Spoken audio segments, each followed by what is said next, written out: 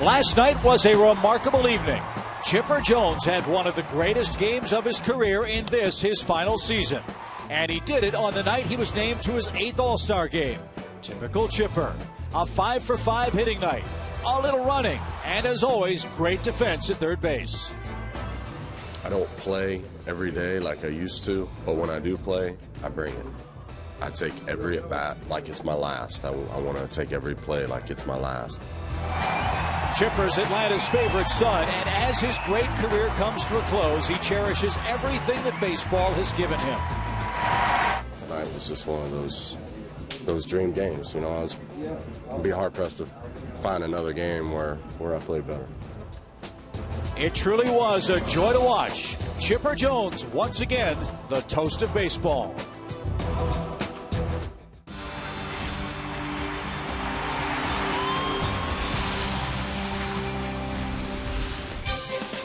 Happy birthday, America, number 236 and counting, as we welcome you to Turner Field tonight for Game 3 of our 4-game series with the Chicago Cubs. Let's see if the Braves can make it a very happy 4th of July indeed. All year long, Braves baseball on Sports South is being presented by Academy Sports and Outdoors. The right stuff, the low price, every day. Big crowd is on hand as the Braves battle the Cubs in Game 3 of our 4-game series. Strike up the band. Chipper Jones is back in the lineup and ready to do some more damage at the plate for this Atlanta ball club. A huge night last night for Chipper Jones, 5-for-5. The third time in his big league career that Chipper Jones has accomplished that. Of course, last evening he was named to the National League All-Star team. And here are the final 4 still up for grabs for that final All-Star spot. And, of course, Michael Bourn is moving up the list. But you can vote him in by logging on to MLB.com. Voting ends Thursday at 4 o'clock. Let's get Michael Bourn into the All-Star game. Happy 4th of July, friends, with Dale Murphy and Joe Simpson. Tom Hart will be along in a moment. I'm Chip Carey. Great night last night for the Atlanta Braves and for Chipper Jones. But, fellas, he wasn't the only man swinging a hot bat. Chip, you're right. I got Chipper on my mind. Chip, you're right. Michael Bourn has been amazing all year, doing everything. And last night, 3 more RBIs with this double, bases loaded double. He's doing everything in the leadoff slot and driving in runs, Joe. Take a look at some of the numbers on Michael Bourn and make you want to vote some more. I know everybody's been really trying to get him into the All-Star game with their votes, but our Sun Trust solid performance for Michael Bourn. First in at-bats, first in 3-hit games, and second and third in some real key categories for leadoff men, including runs scored. As Chipper keeps saying, he has been the MVP of our ball club for the first half of the season. He needs to be in the All-Star game. He should be in there, so everybody hit those voting machines now. Vote early, vote often. That's the story for Michael Bourn. You can vote as many times as you like. Again, do that at MLB.com and get Michael Bourn, a most deserving candidate, onto the 2012 All-Star team. It's the 4th of July in Hotlanta. Beautiful night for baseball, and after a quick break, we'll come back and look at tonight's starting pitching matchup from Turner Field right after this.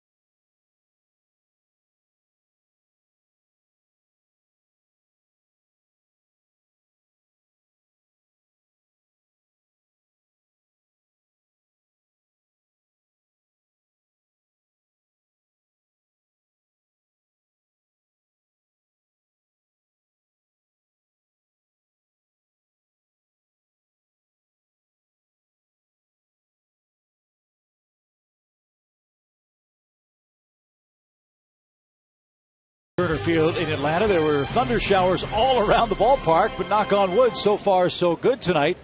Mother Nature wouldn't rain on a post-game fireworks display, would she?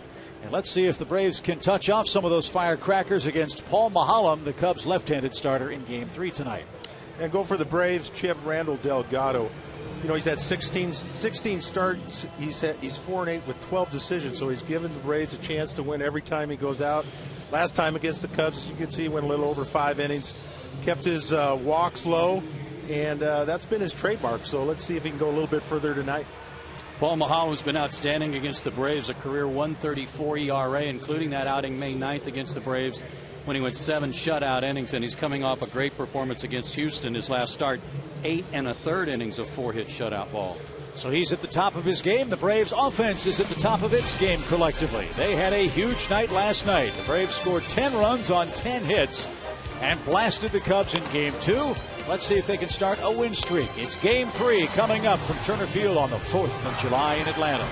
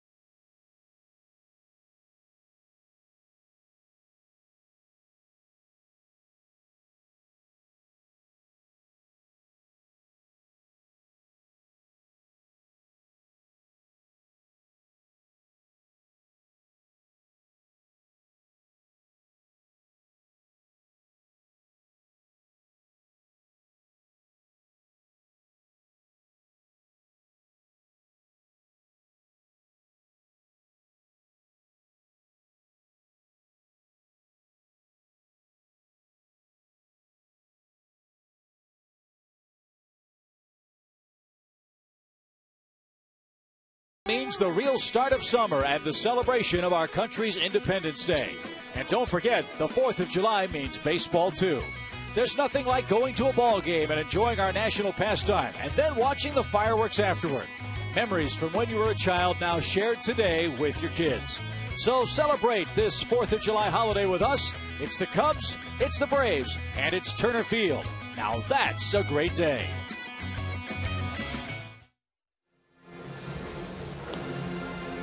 And we salute all of our fans at the ballpark, including the men and women of our armed forces serving our nation so proudly. And of course, fellas, Captain America's got to be here on the 4th of July. He only brought the shield for home run balls from the Braves. And I guarantee he wouldn't have worn that suit on Saturday or Sunday. No, he wouldn't. He wouldn't have made it 9 innings in that thing with that heat. Here's a look at the Cubs batting order. Chicago 20 games under 500 and 11-30 on the road. Anthony Rizzo has had a very successful first week back in the big leagues with Chicago. Atlanta's kept Alfonso Soriano in check, and we'll get our first look at Giovanni Soto, former Rookie of the Year, working behind the plate in Game 3 of the series this evening. Randall Delgado's out there for the Braves, making his 16th start, 22 years old, 6'3", 200 pounds, out of Panama. There are his May and June numbers. He'd like to get July started in a better way. Pitched against Chicago back on May 8th, got no decision, but pitched a real good ball game. 5 2/3 innings. He only gave up 1 run on 3 hits, but got a no decision. His 4 keys to pitching success tonight: How about something to work with? How about some runs to work with? He's made 15 starts this year and only 30 runs scored for him total while he's been in the ball game. That's not much to work with. And some early zeros. This goes to his last start against Washington, where he gave up early runs, fell behind 1-0 after 2, 3-0 after 3, 4-0 after 4. Zip through those first couple of 3 innings and give your offense a chance to give you something to work with. So Randall's hoping the Braves bat saves some offense for him tonight after scoring 10 runs on 10 hits last night. And it's David DeJesus starting things off, and he takes a called strike.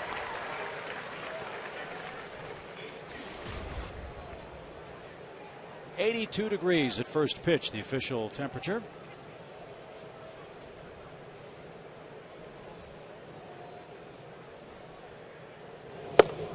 And belt high strike 2 call.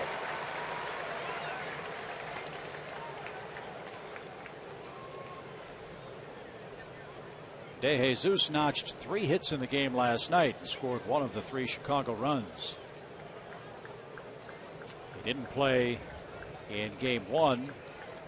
He's out with a sore neck.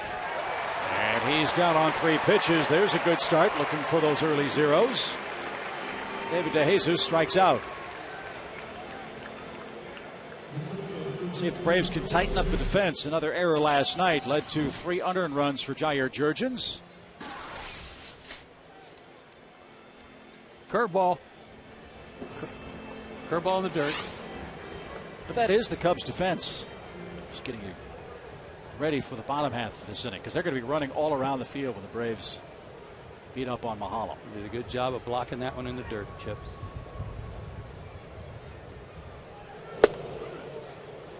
Here's Starlin Castro. Castro 1 for 9 in the series, hitting .291 and on his way to the All-Star game in Kansas City.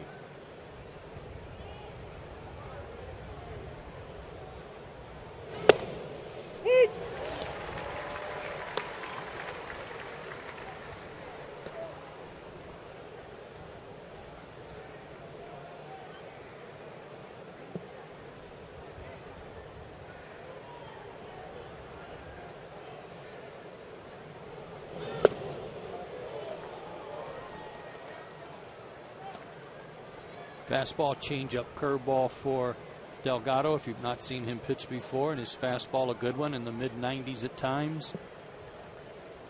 His changeup his second best pitch. Breaking ball, not bad. Still working on that. His success comes from working both sides of the plate, being aggressive, keeping the ball down.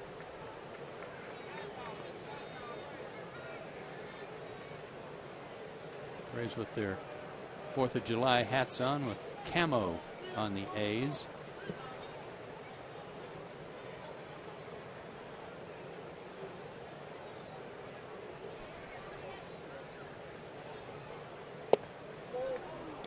Missed up and in to Castro, 3-2.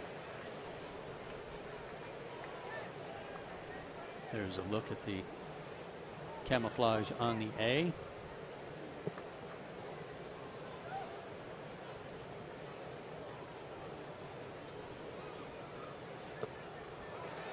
And a walk for Delgado. Castro aboard in front of Anthony Rizzo. Okay, here's the Atlanta defense. There we go. Prado, Bourne, and Hayward left to right. Chipper Jones, let's not forget the great play he made at third base late in the game last night.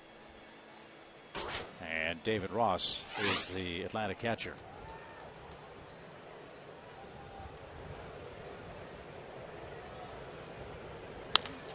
Rizzo swings at the first pitch, and that's through the right side. And ball dies in front of Jason Hayward, and the Cubs have runners at the corners with 1 out.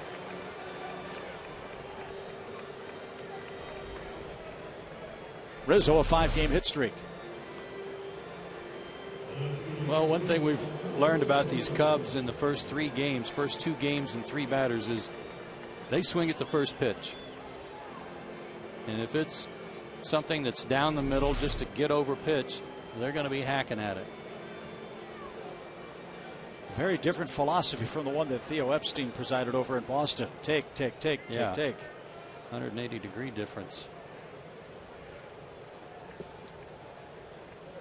So here's Soriano, the Cubs left fielder, 1 for 8 so far here in Atlanta. And ball 1 off the plate.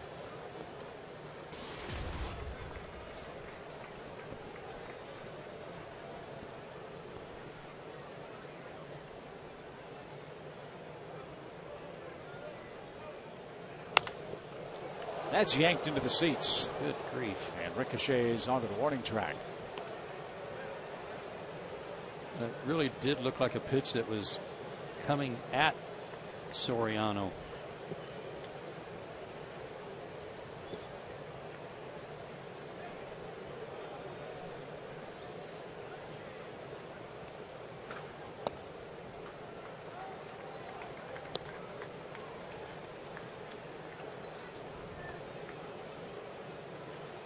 David Ross was behind the plate the night that Delgado pitched against the Cubs.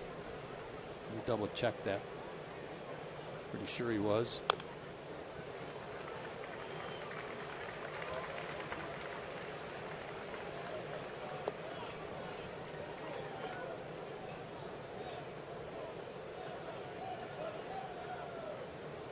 I stand corrected. It was Brian McCann.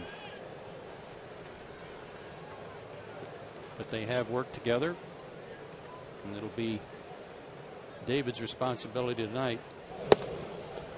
Delayed steal. Ugla applies the tag, but sliding home is Castro.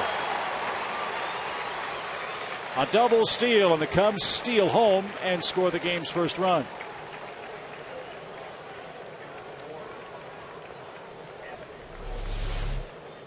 Like a delayed double steal. Yeah, it was. I mean, a good job of getting at least one out, what you want to do there. Sometimes what you want to do is check the runner at third as a catcher before you throw it. Make sure he's not going, but he went on the release, so he wasn't just flying down there.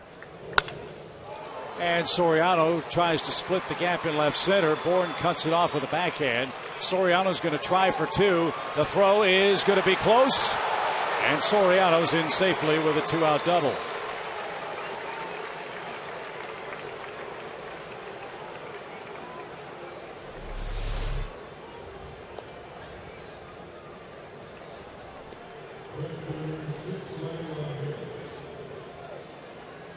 Good throw by Michael. Hard throw to make when you got all your momentum going away from the infield to plant and get anything on the throw. So no early 0 for Delgado. He's trailing by a run with Brian LaHare, the Cubs right fielder, up there. Soriano did a good job of base running, like you say, Joe. It's a hard throw to make. Sometimes when you're running, it's not necessarily always has to get to the wall to be a double. If that outfielder is just going the other way, you know it's going to be a tough throw.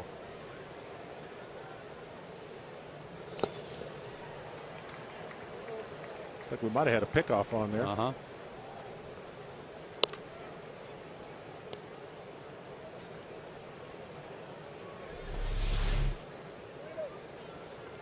Andrelton was moving in. Yeah.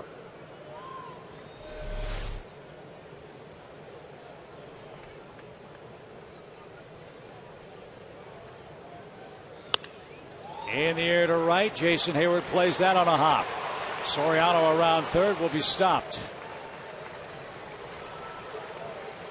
3 straight hits in this first inning. Ordinarily, a 2-out base hit would score a runner from second base. But Jason Hayward and his reputation, and Smith has been throwing out base runners. Pretty good move by Pat Listash to hold up Soriano. He would not have scored. So here we are at a real critical juncture of this game, albeit with it being only the first inning. Delgado came into this ball game allowing 43 runs. 23 of those 43 have come with 2 outs. So it'd be great for him to finish off this inning with Soto. Well, I think that's one of the things Freddie Gonzalez was trying to do and trying to help him with in Boston when he didn't get out of the second inning, was trying to work through some of the problems of fixing your own mess, but it got to be too much.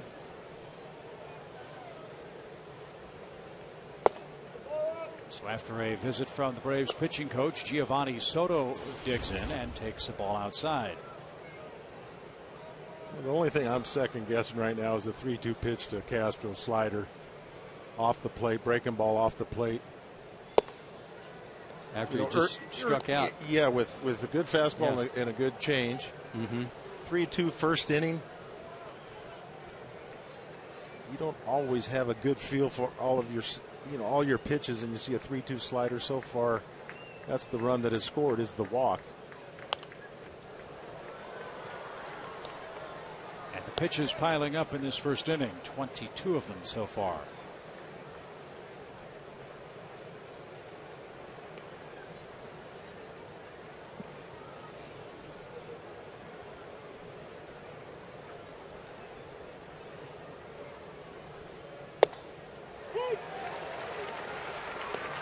Braves got the first run on the board last night. That lead didn't last long, but Michael Bourne scored the first run of the game in the first inning for Atlanta. It was the first time the Braves had scored in the first inning since Michael's home run leading off the game against Arizona. So here's another game, though, where they're going to come to bat for the first time trailing.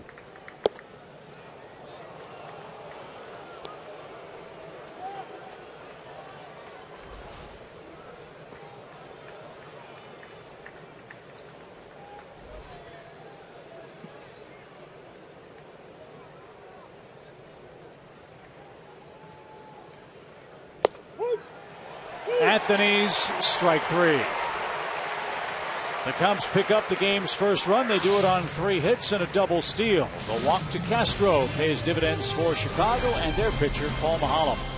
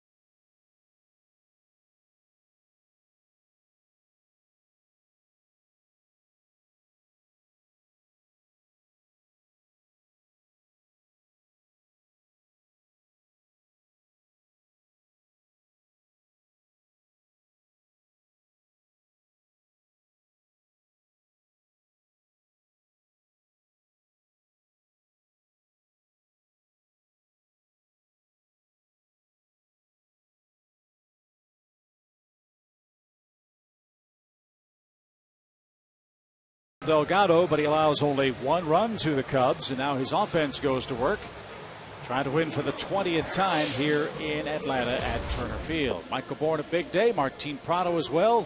Jason Hayward hit a homer here last night. And it's the man of the hour, Chipper Jones. Now the guys have got to get going. Freddie Freeman, Dan Uggla. In the bottom part, David Ross, Andrelton Simmons, and of course Randall Delgado hits ninth. Paul Maholm just turned 30 years old, 6'2", 220 out of Hattiesburg, Mississippi. He's in his 7th year in the big leagues. 7 starts in his career. All but one of those was with the Pittsburgh Pirates. A 2-1 record, an excellent ERA. He has had problems on the road this year. He's 1-4 with a 7.15 ERA away from Wrigley Field. And maybe part of that is because he relies on ground balls so much. He is a sinker, slider ball pitcher. His forward pitching keys to success, he's got to work both sides of the plate, and he's got to keep it on the down low. If he is not hitting his spots and he's elevating some pitches, he's going to get hit, and he's going to get hit hard. That was not the case in his last start against Houston when he shut him out into the 9th inning. And his night starts with a called strike to Michael Bourne. Michael's 3 for 7 in this series and has scored 4 runs.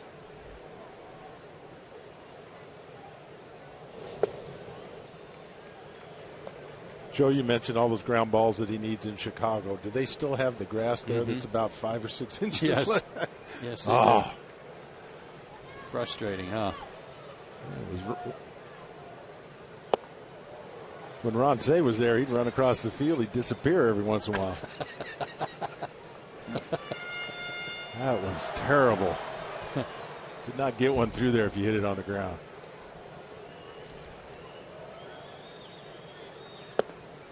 You've got to be patient with this guy and be willing to take what he gives you.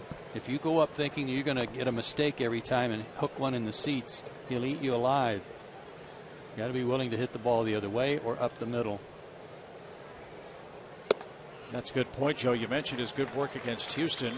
8 innings in the third, only 98 pitches, and no runs allowed.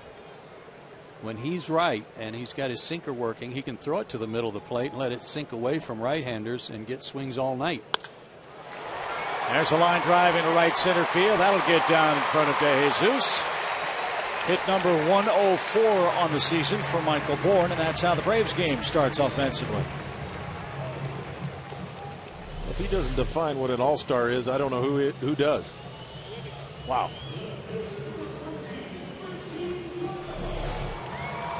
Just playing great baseball.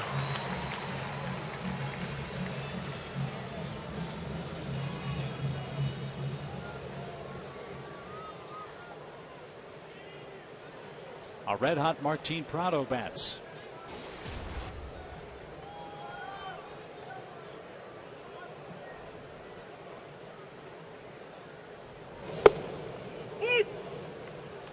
Martin Prado's work against Mahalam is really indicative of what he's done against all left-handed pitching this year.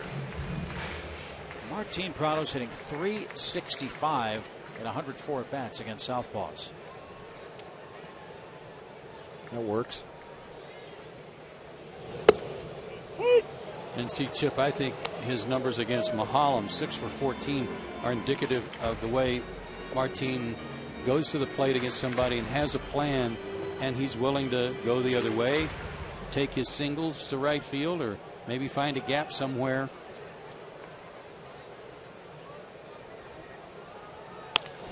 And a 2-strike hit. He's had a ton of those this year. Braves hits in the bottom of the first inning.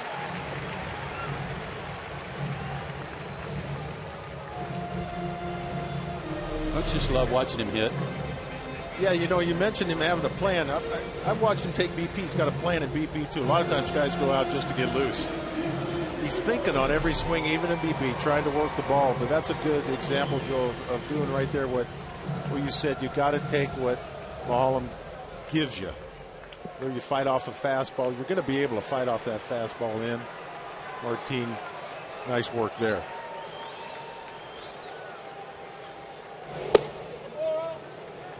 He's going to give Jason Hayward. Sorry, Chip.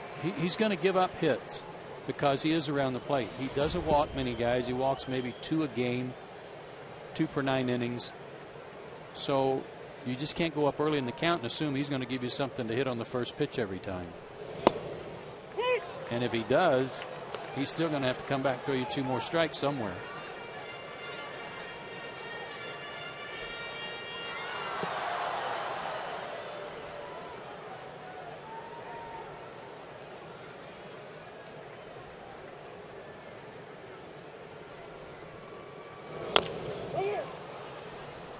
That's fouled to the right side. 1 ball, 2 strikes for Jason Hayward. Jason was part of the fun last night, launching this one into the seats in deep left center. His 13th of the year.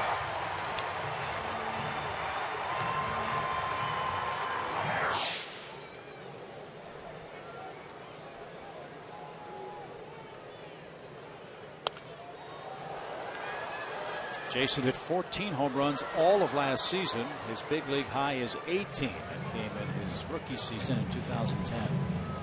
So, assuming he continues to progress, he should fly by both of those totals here in 2012.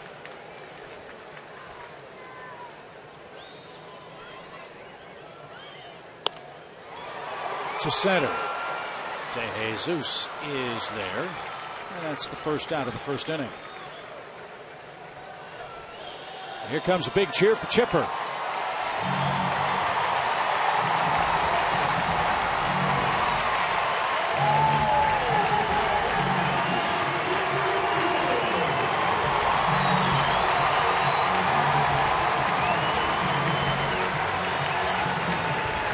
Five for 5 last night and 6 for his last 7.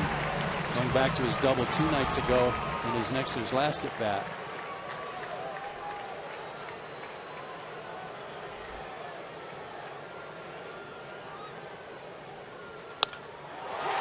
That ball's tailing away from De Jesus, and it's going to get down. He's 6 for his last 6. And the bases are loaded in the first inning.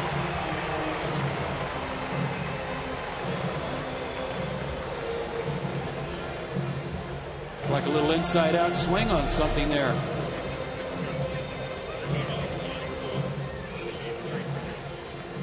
Well, he's just swinging so free and easy. Michael Bourne had a tough decision there. Thought he had a shot at catching that, which he probably did.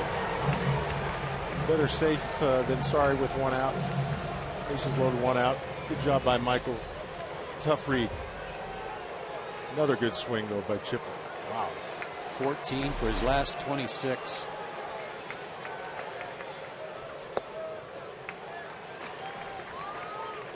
Good idea by Freddie Freeman, who often swings at the first pitch.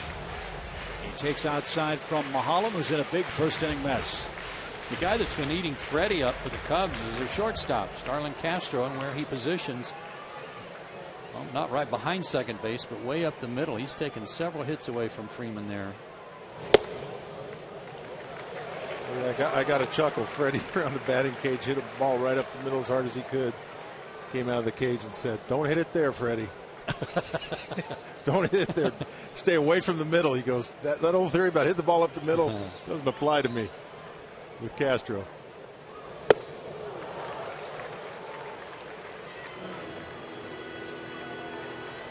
Odd stat on Mahalam. Left-handed hitters actually fare better against him than righties. Lefties hitting .308 collectively against Mahalam. Right-handers .255. And that one's headed for the seats past the Cubs dugout. 2 balls and 2 strikes. Well, this is a typical Paul Mahalam at bat. He's in deep, dark danger. Bases loaded, 1 out. Freddie's up there. He's behind in the count, 2-0. And he backs off on a breaking ball, throws him a slow breaking ball, swing and a miss. And then another off-speed pitch for the foul ball, and he's back even. He just doesn't give in.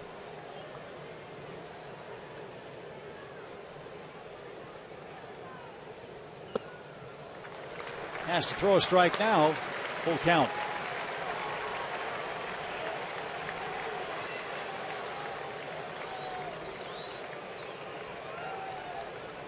See if he gives in this time.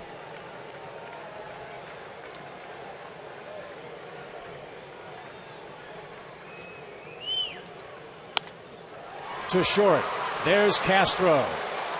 And there's a double play. Freddie didn't heed his own advice. Castro spoils the party again, and Mahalam escapes a bases loaded 1 out mess and leads 1-0 as we head to the second inning.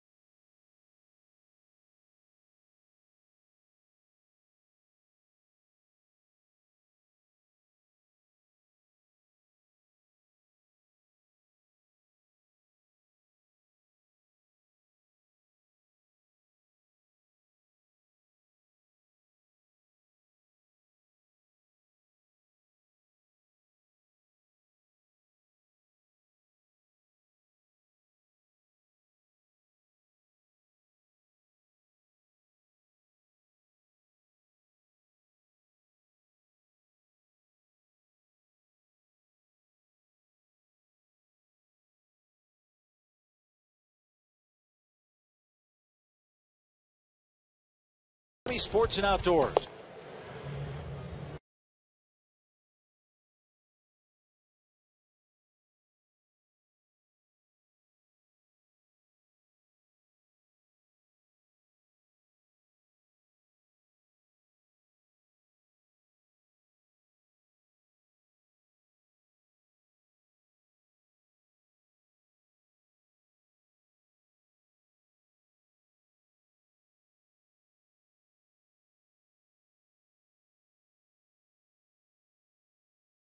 In part by Academy Sports and Outdoors, by AT&T Uverse, by Delta Airlines, and by Toyota.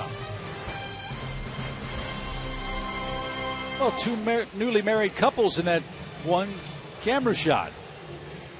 And if we tilt up and to the left, you'll see the other one off in the distance. There they are. Yeah. Congratulations to both.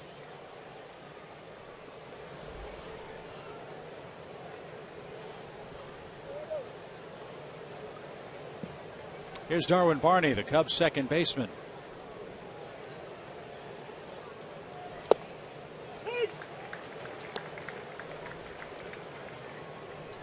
Barney took an interesting path to Major League Baseball.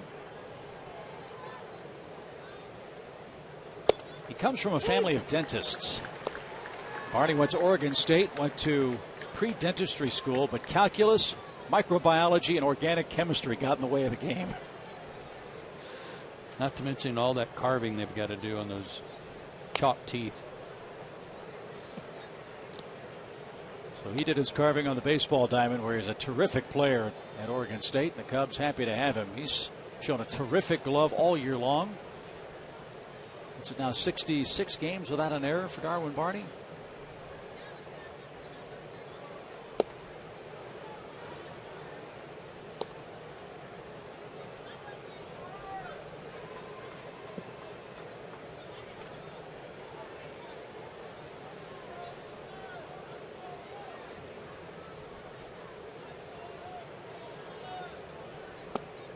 I know I had a similar problem at trying to get my degree in physical education.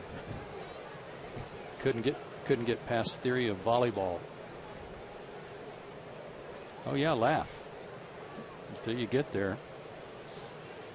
That's why I sit where I sit. I had no chance. We non-athletes, you know. Did I mention my grades? What I got in high school? Did I do that yesterday? Straight A's. Yeah. Yeah. Okay. We're going to start writing them down for you. Okay. To short. Andrelton. Long throw, and Barney's out by a step.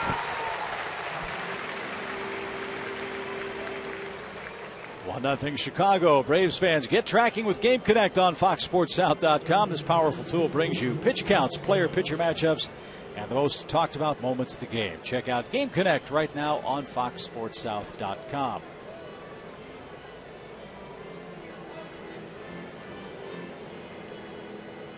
Here's Luis Valbuena. How long do I have to wait before I can mention again that I got straight A's? Tomorrow. What radio? 24. Oh, I can Friday do it for radio. Yeah, okay. I'll save that one. Yeah. Popped up left side. Andrelton Simmons drifts out. That'll be a great opportunity for you. You'll be working with Jim Powell. I don't think Jim ever got straight A's. He'll be really jealous. Good point. What were those classes again? For Barney? Yeah. Calculus. No chance. Microbiology. No chance. And organic chemistry. Ooh. Those classes stopped a lot of athletes, I think. See, maybe I should have been a dentist. I think I could have handled that all that stuff okay. I know you've told me you floss twice a day, so there's a lot of people think I should have been a dentist. Here's Mahalam. And count 0-2. Mahalam's just 2 for 29 at the plate this year, but he does have a homer.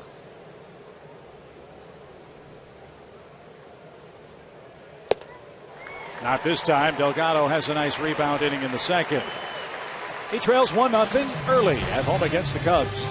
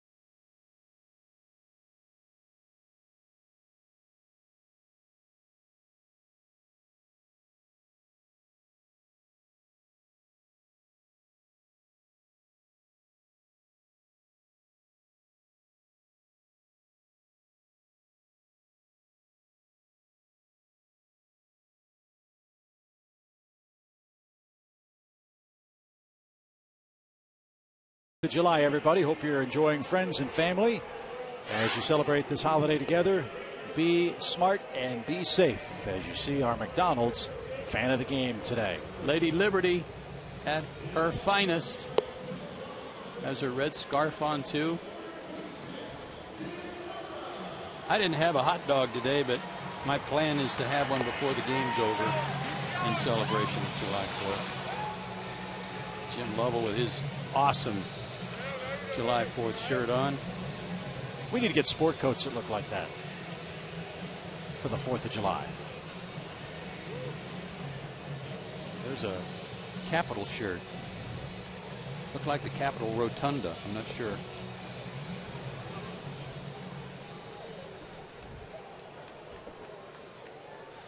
Here's Dan Uggla.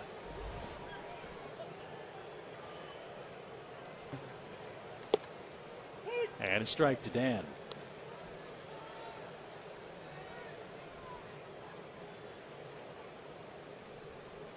Again, Rizzo well off the bag at first base. And that's pulled foul toward the Cub dugout. You might recall in game 1 of this series, Dan hit a ground ball to short.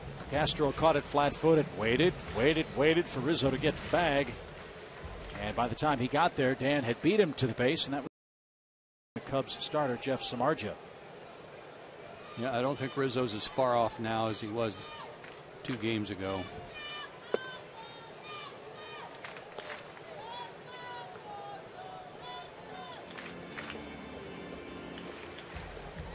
That's in striking distance there.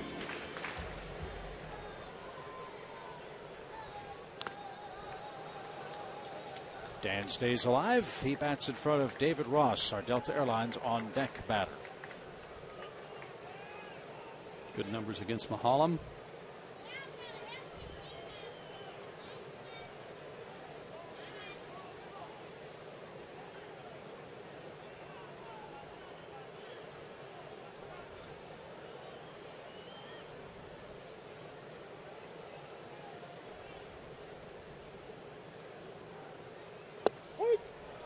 Uggla takes a called third strike.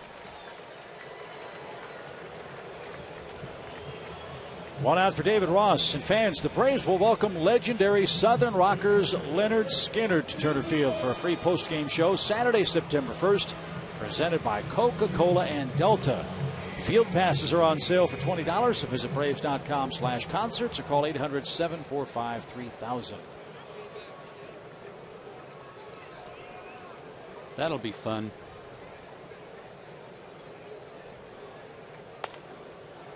And a pop fly foul by David Ross. A lot of folks ask about rock and roll band names, why they choose what they choose. Leonard Skinner was named after their high school principal. Really? Who gave him a hard time because they had long hair. And what was his name? Exactly. Leonard Skinner. It really was? Yeah. Oh, I thought it was like Leonard Jones.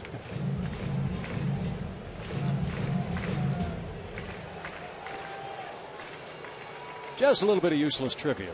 Getting you ready for the concert on September 1st. And Ross fouls it back. 1 ball, 2 strikes.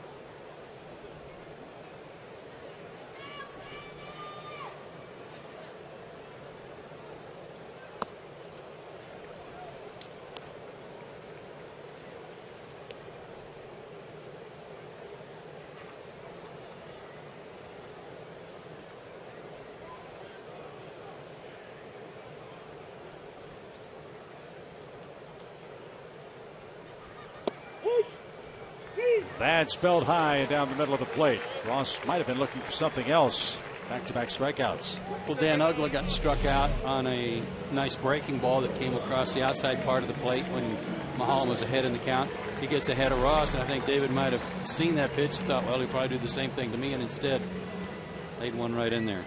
Yeah, he's the kind of pitcher you start thinking too much. Guys that throw a little bit harder, you get up there, you say, okay, I got to react. Guys that aren't throwing that hard, sometimes you just start guessing a little too much. instead of reacting to what you see. Plus, he's one of those guys. I mean, the Braves got 3 hits last inning and didn't score. As a sinker slider guy, might take them an inning like you were talking about, Dale, to get a feel for the game. And once they do, they can get on a roll.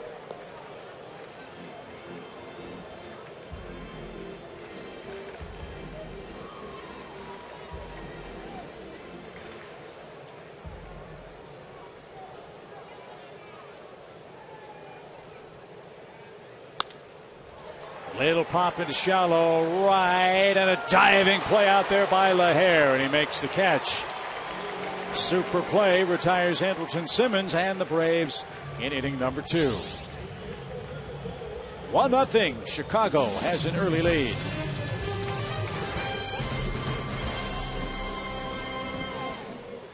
That was the most ungraceful catch.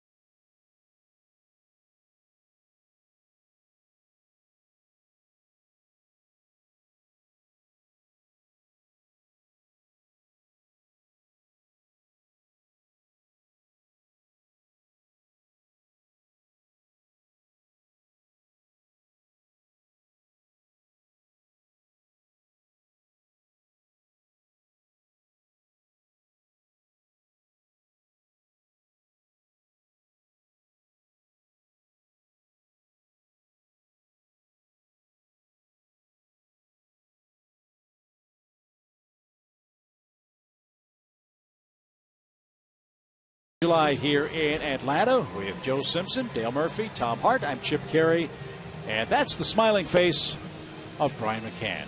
Happy 4th, buddy. Happy 4th of July. How you guys doing? Have you had a hot dog yet? Nah, I try to stay away from those nowadays. Wouldn't hurt to have one, a little mustard on it. Yeah, 1 leads to 4 with me. I feel your pain, pal. How's the weather down on the field? I know it's been it's unbelievable. Right now, this is as good as you can get. July 4th in Atlanta. Got a nice little breeze going. And David DeJesus is the hitter for the Cubs. He struck out to start the game. Randall Delgado pitching for Atlanta. And DeJesus takes ball 1. Brian, you're the perfect guy to ask this question about Randall. Starts the game, strikes out DeJesus on 3 pitches, looks dynamite, and then all of a sudden it becomes just a hard-fought battle for him, it seems like, to get through an inning. Can you put your finger on what happens?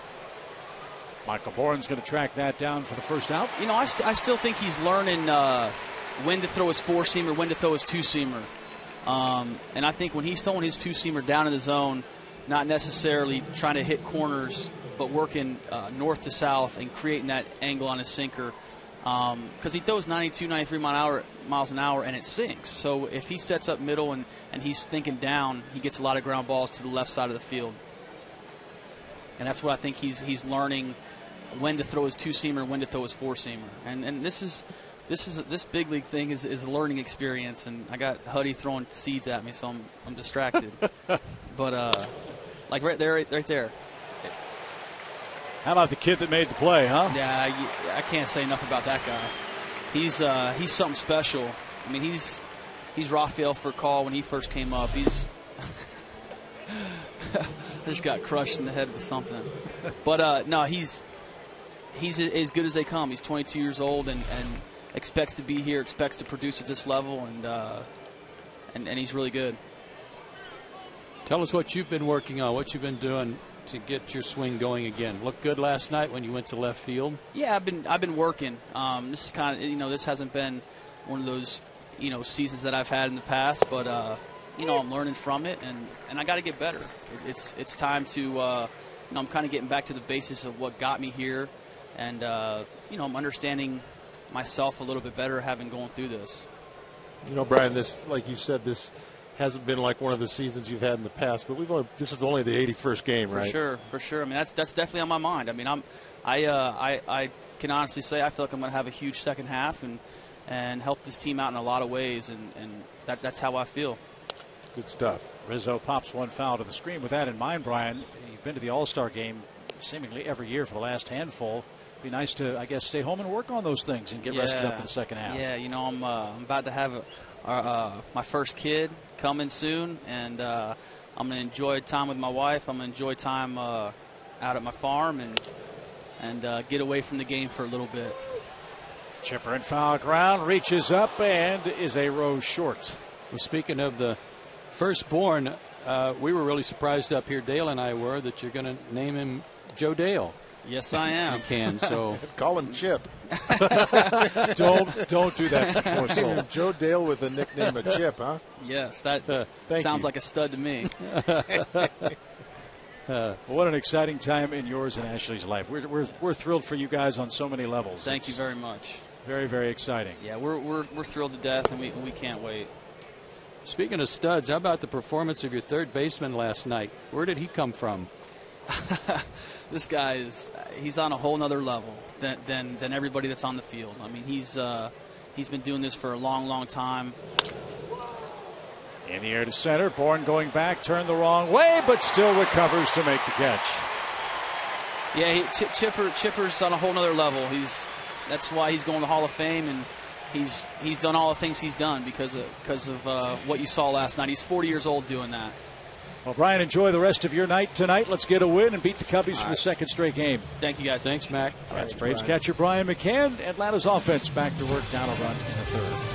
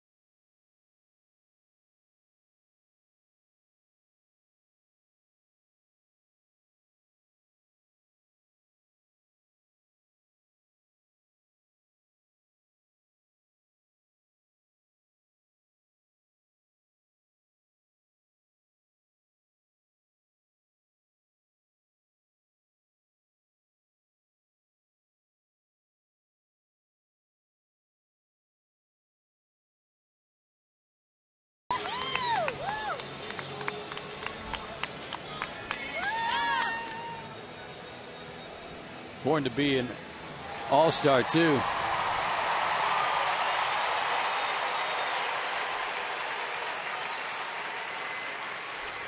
And a big cheers those folks were showing on the high-definition scoreboard here at the ballpark. And now Paul Mahalam goes to work in the third inning, leading 1-0. The career of this guy on the mound is really pretty amazing. I mentioned he was a Pittsburgh Pirate. Very highly thought of pitching prospect. He started his major league career with 3 wins and 1 loss. But since then, Paul Maholm has never had a winning season in the major leagues. In fact, he comes in around 20 games under 500 for his career.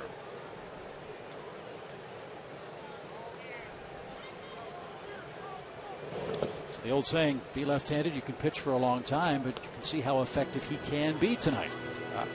I don't recall a bad outing against the Braves, and that's why you hear me rave about his stuff and how good he can be, because I haven't seen him have a bad game. A 1.34 ERA against the Braves in his career.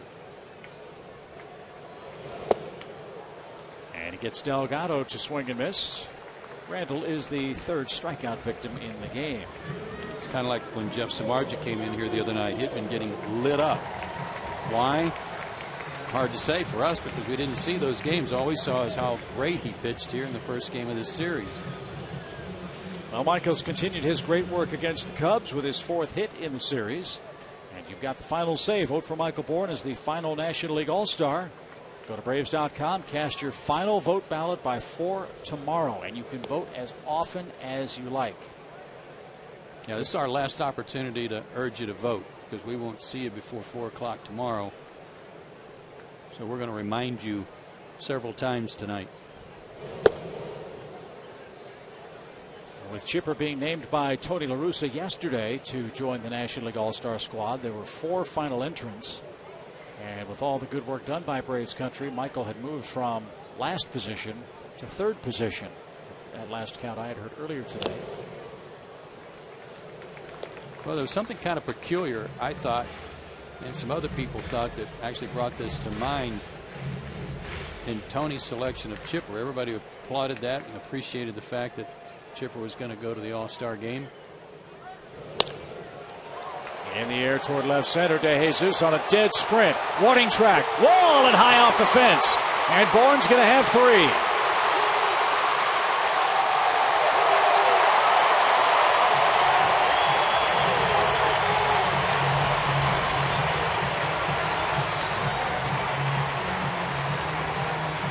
That ball surprised you? Yeah, I thought it was a gapper. Yeah. I knew it was in the gap. Almost a home run. Well, he missed by about a foot hitting it out. Yes. But I started to say Matt Kemp was taken out of the All-Star lineup or on the team because of injury. He's an outfielder. The only outfielder among those. Yeah. Exactly. And the only 5 guys in that vote that was an outfielder is Michael Bourn, but Michael Bourn wasn't taken to replace him, and Chipper was the guy who was the leading vote getter. So Chipper might have been going in anyway. And now David Freese moves to 1st. Now David Freese, the Cardinal, first place in the voting. Moves to 1st place in the voting. Conspiracy theories. So Michael Bourne's 6th triple. He represents the tying run. And Prado grounds one to the left side and off the glove of Valbuena, and we're tied at 1.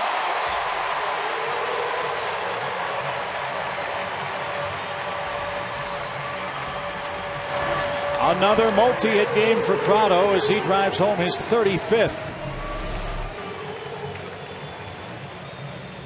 We're only in the 3rd inning. Both he and Bourne have multi-hit games.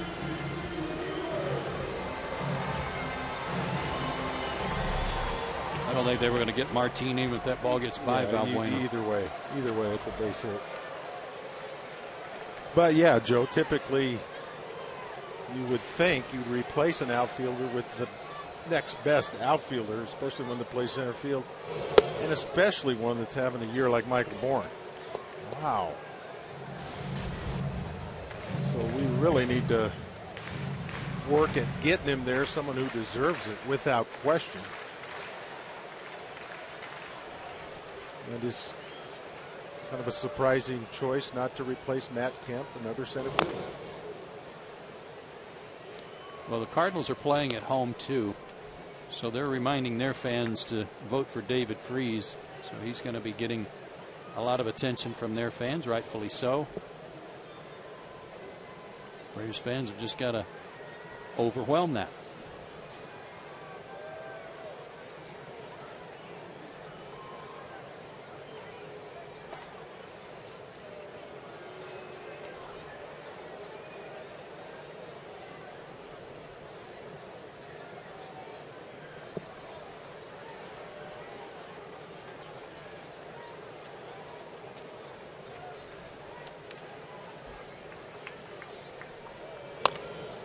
Slow roller right side. Rizzo with the peg to second, and that's all Chicago gets. Martinez forced out. Hayward's aboard with 2 outs, and again Chipper Jones.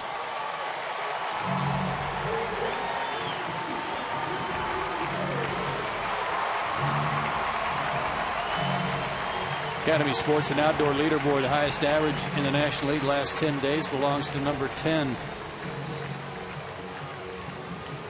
14 for 26 now. And he's hit an 11 straight. Justin Ruggiano of the Marlins is second on that list, and the Marlins made some big news today. We'll talk about that after Chipper.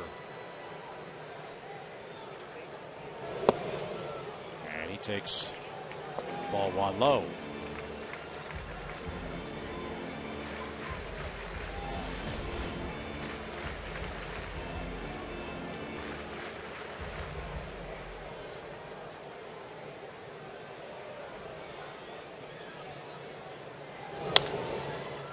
Remember Matt Diaz having a run a few years ago? I think at RFK Stadium was where it kind of started, or was in the midst of it, and he had a stretch of, I'll say, 7 or 8 straight hits.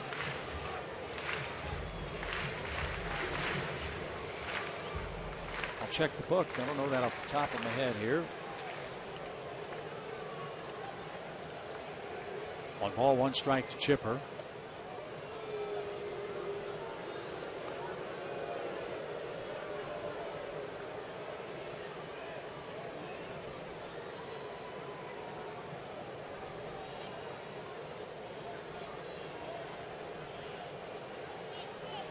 Good lead for Jason.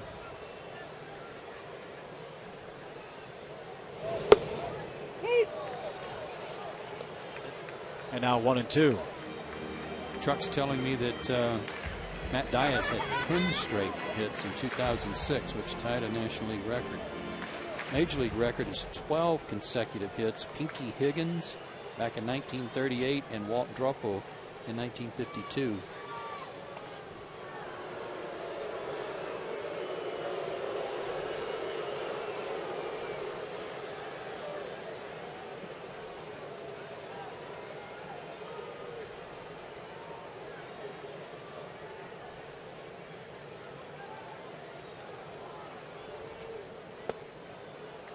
Two balls, 2 strikes.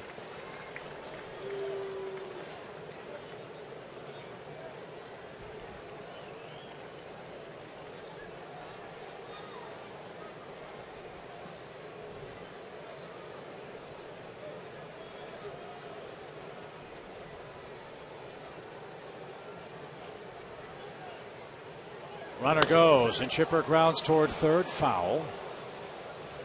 And Hayward back to first.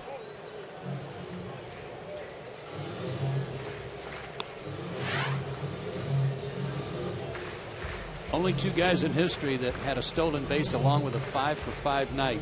Chipper Jones last night, and twice by Paul Molitor in back-to-back seasons in '97 and '98.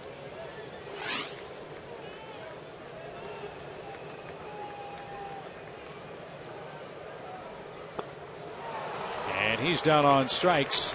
And that ends the Atlanta 3rd inning. But a Michael Bourne triple and a Martin Prado infield hit ties the game. 1-1 heading to the 4th on the 4th.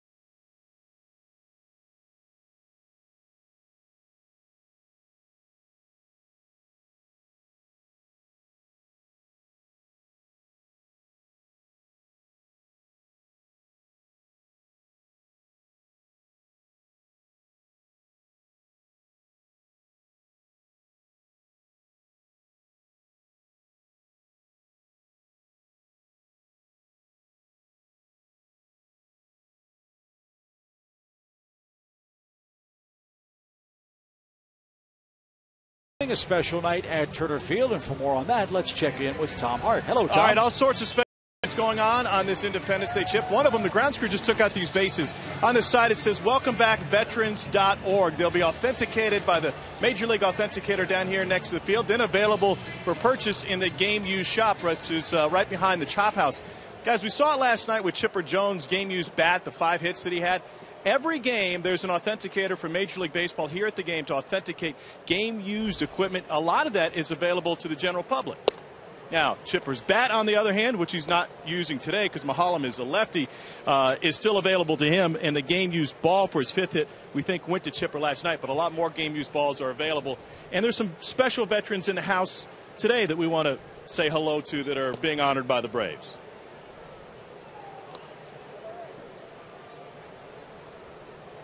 The folks right behind home plate in the SunTrust seats, and among those that the Braves are honoring include Sergeant Wyatt Cleary from Atlanta and the Georgia National Guard. He's with the Rangers and has multiple deployments. He also has 2 Purple Hearts. Wow. Combat Infantry Badge and Combat Medical Badge. Staff Sergeant Regina Coakley just came back from Kosovo with the Georgia National Guard. Specialist Kenneth Carroll just returned from Afghanistan with the Combat Action Badge for the Georgia National Guard. And Specialist Nicholas Pace just returned from Afghanistan with the Combat Infantry Badge and the Expert Infantry Badge for the Georgia National Guard. Great to have those folks at the ballpark today. Good work, Tom. And indeed, great to have them here. All of a sudden, Delgado's in a nice run. He set down 8 straight. 1 ball, no strikes to Brian LaHare, the Chicago right fielder.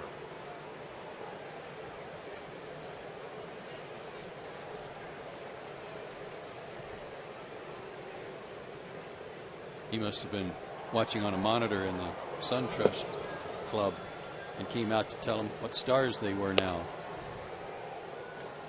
And now he's headed back wisely to get seconds. Yeah.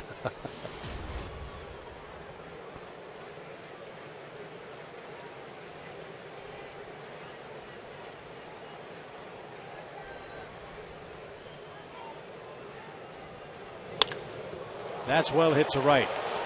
Jason Hayward will turn and watch this one go a long way. 14 home runs for LaHare. He's 2 for 2, and the Cubs are back in front.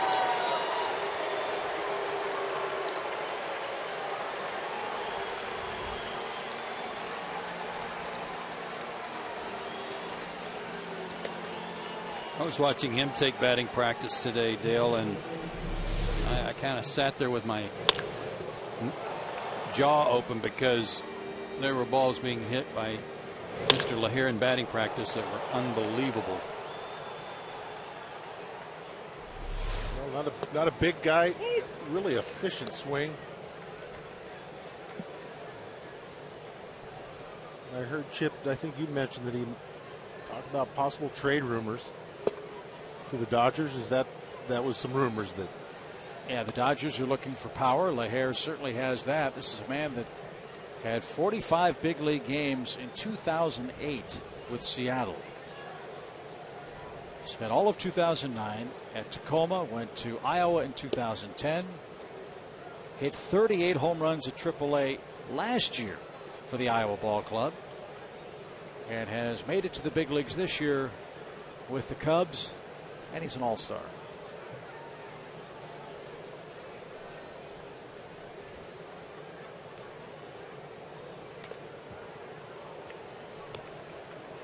Well, he's now 8 for 19 against Atlanta pitching with 2 homers.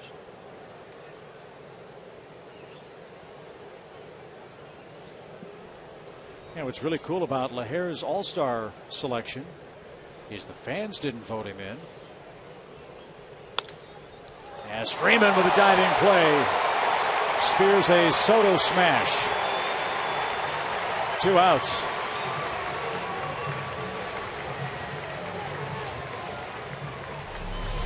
One of the best in the business right here. There's only one thing that would have made that better. As if it had been Starlin Castro that hit it. Yes. Freddie owes him a little payback, that's for sure. But to finish up the story about LaHare, his fellow players are the guys that put him on the All-Star team. How cool is that? That's got to make him feel very good, very proud that the rest of the league noticed.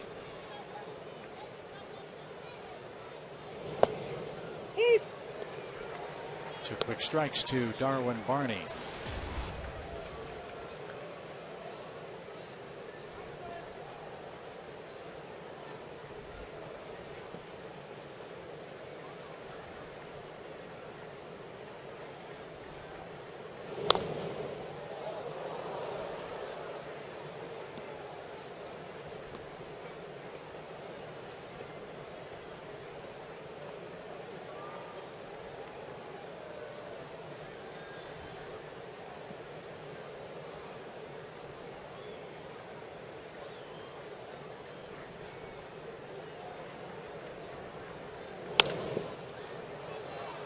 That foul ball just before the last pitch that went into the stands. I was watching the Braves ushers. They are so quick to get down the aisles and make sure no one was hurt, or if anyone needs some medical attention so they can summon someone right away.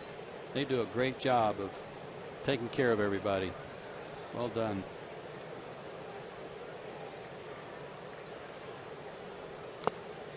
And Barney is down on strikes. Delgado has struck out 4 men, but Brian LaHare's solo home run to deep right center puts Chicago back in front.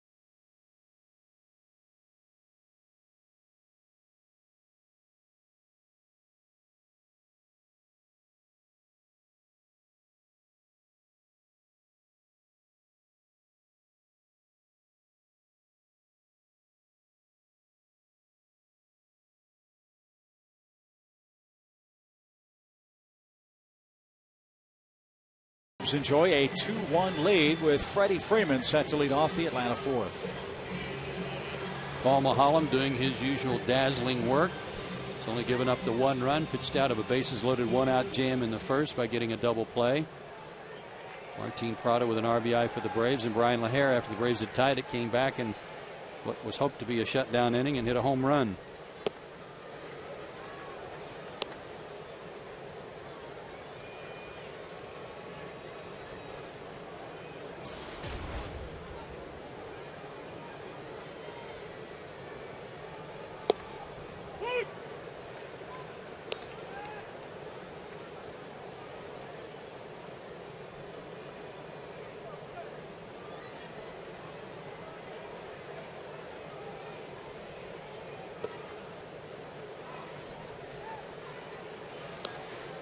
Two balls and a strike.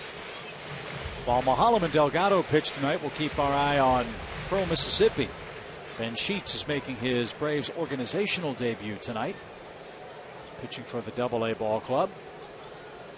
If you missed the story, the Braves signed him the other day and apparently looked terrific. Maybe back pitching for the big league club sometime shortly after the All-Star break.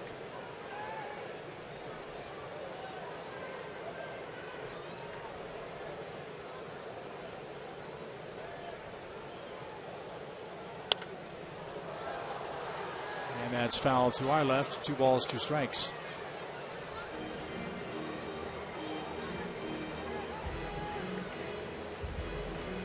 We'll let Ben get into his game a little deeper and update you in an inning or so here from Atlanta.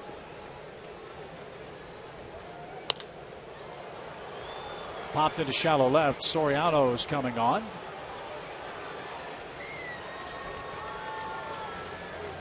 And with 1 out here in the bottom of the 4th, time for our Home Depot tools from the dugout. An animated conversation in the dugout between tonight's starting pitcher and the veteran catcher David Ross. We're still learning down there, even during the game, for Randall Delgado. And boy, is he locked in on him too, right? Eye contact. Yes, he was. High fly off the bat of Ugla. Strike 1.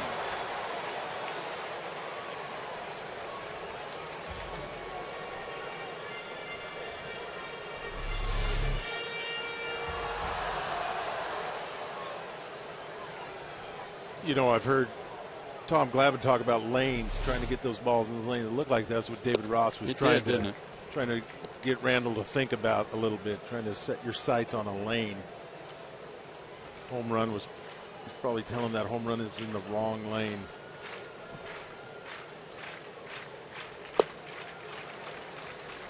But that's a good phrase. That's a good visual when I heard Tom Glavine talk about that. Me too. I thought so too.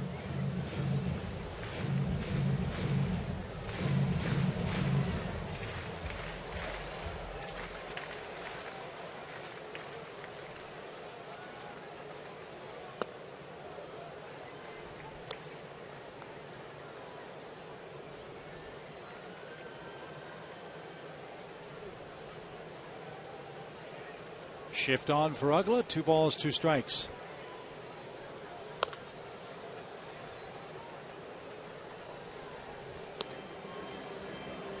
I think sometimes pitchers like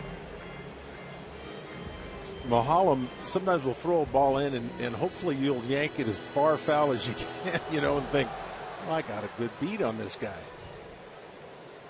And then go back to that soft stuff. I'm frankly surprised more hitters don't try to move up in the box against this guy. Well, I would agree with you, Chip. I totally agree. Yeah, that'd be a good plan.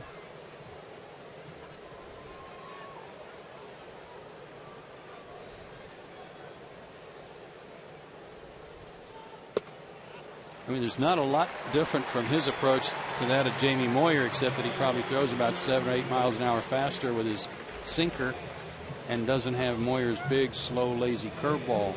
But the attack, the plan of attack, is very similar, and you'd like to try to get that sinker before it sinks.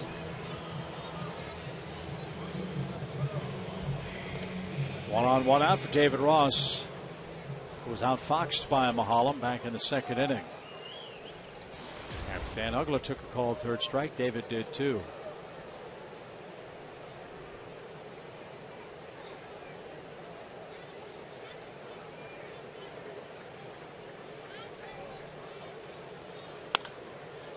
Off the mound, Castro to the bag, and a high throw. Rizzo held the bag. Another 6-3 double play started by Cubs shortstop Starlin Castro, and that moves this game to inning number 5.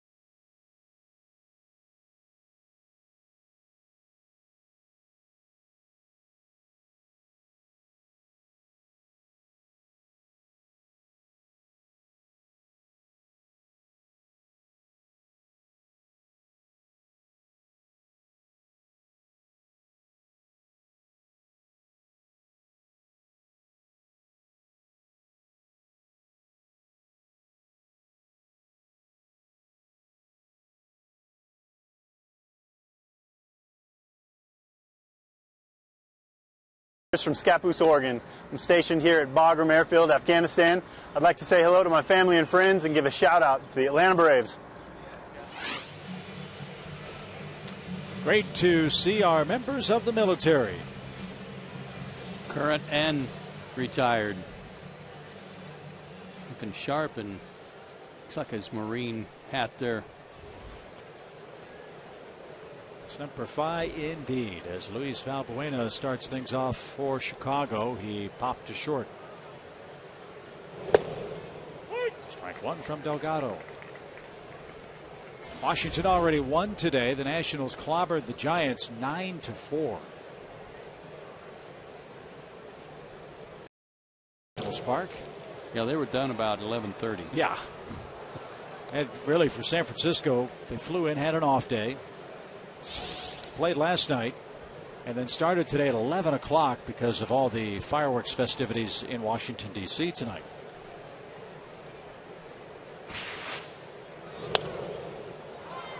You know, I was talking to Bill Acree about that before the game, the Braves traveling secretary, and he reminded me that the Braves played a July 4th game in Washington at Nationals Park just a couple of years ago, and it was a 1:30 game. Huh. Didn't have to play early. Valbuena drives one to right, and Jason Hayward should have no trouble. One out. There was a reference to it on their broadcast today in the Nats game because it was when Adam Dunn hit his 300th homer off Tommy Hanson.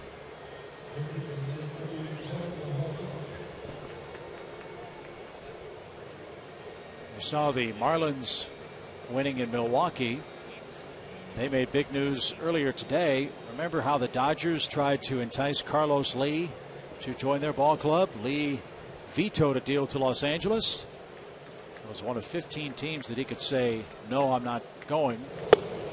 Well, there were 14 others that he couldn't say no to, and the Marlins were one of them. So today, Houston traded Carlos Lee, will pay the rest of his contract. They sent him to the Marlins for Matt Dominguez and a minor league pitcher.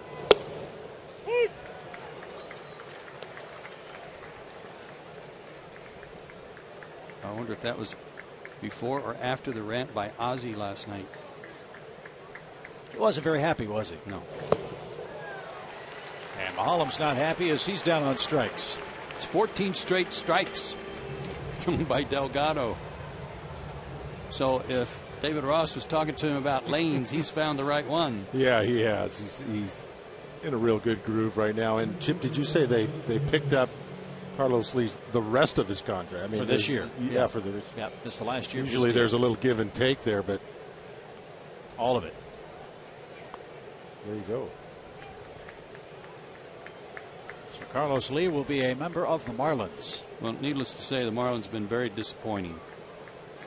Everybody had visions of a Phillies Marlins battle all year long in the National League East because of the improvements made by Miami. And they're bringing up the rear in the division. And all the attention obviously went to Heath Bell, who gave up the game-losing shot to Milwaukee yesterday. But how about what Ozzie Guillen said? He said, well, don't blame Heath Bell. What about the other guys who gave up all the runs? He called out everybody on his pitching staff. He said he only gave up 2. The other guys gave up 10.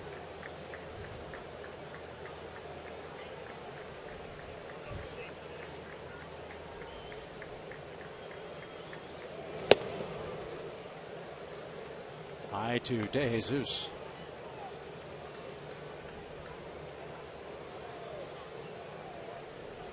Well, I think there's some times when Ozzie Guillen has some things to say and needs to be said, and then sometimes he has some things to say that don't need to be said. He just needs to figure it out. Yeah, what the difference is, but he's never been one to shy away from calling some of the guys on his team out that need to be called out, which can sometimes backfire on you. He pretty much called out both teams. Yeah. He said it was some bad baseball, both sides. Yeah. He said, but the good thing for the Brewers is they won.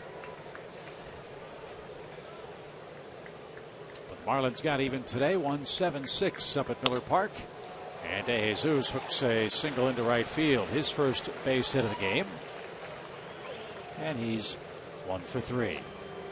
EarthSense programs from Georgia Power can help you save money, use energy more efficiently, and help the environment. Log on to georgiapower.com to learn more.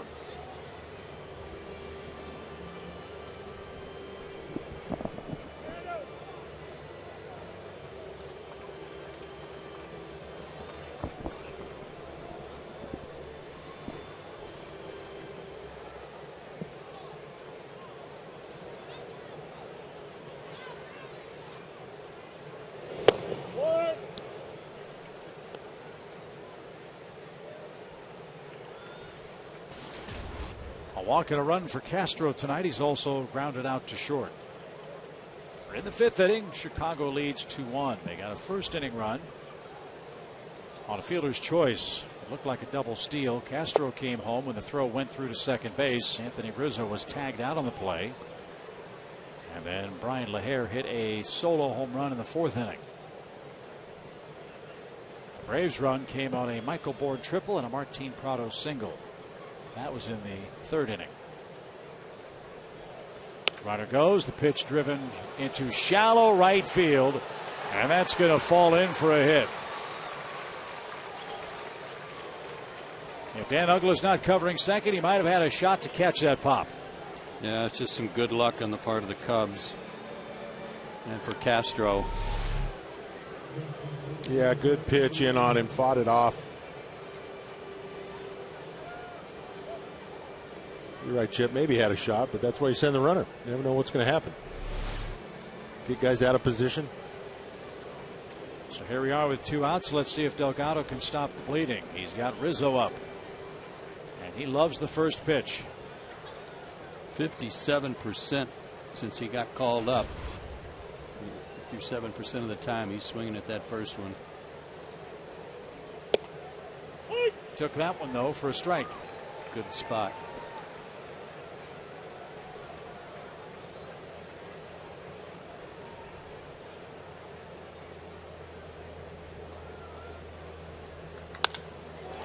Line toward right, and Jason's going to make the catch. Chicago picks up 2 two-out hits, but cannot add to their lead. We are halfway through our ball game. 2-1 Cubs lead.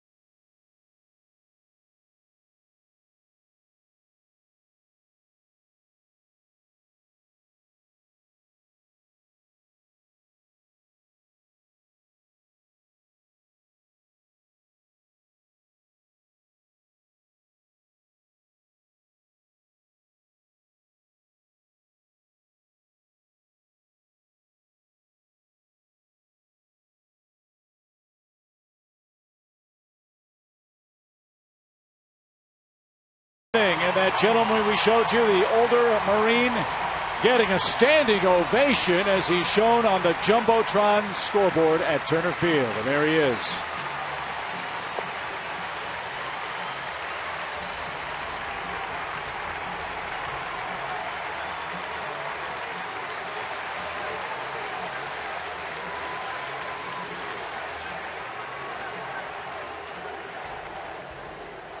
Awesome. Braves down a run, and it's time for our AT&T Uverse trivia question. Chipper Jones was 5 for 5 last night against the Cubs, who are the two Braves to have gone 6 for 6 in a game.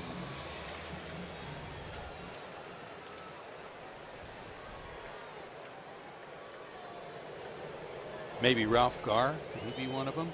Sure. Murph, can you guess yourself? No. No,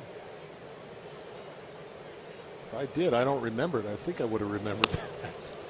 Simmons to short. Castro dresses it up. And there's your first out.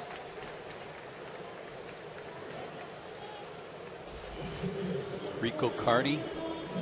I think he won a batting title one year. He was always near the top of the league in hitting. Joe Torre win the batting title here? I think it was with St. Louis. Wasn't it? Joe Torre did win a batting title, as I recall. 1 ball, no strikes to Randall Delgado. About Willie Montañez. Felipe Alou. Well, during that time, Joe, you're right. There's some guys putting up a lot of hits. Yeah. Jeff Burrows, Willie, Montanez getting 200 hits one year. Trying to think into the 90s, though. How about Davey Johnson? Gary Matthews. Could be anybody. Hank Aaron. Heck yeah. 1 ball, 2 strikes. I'm going to guess Biff Pocoroba and Rob Bellois. Okay. Those are my guesses. 2 of my favorites.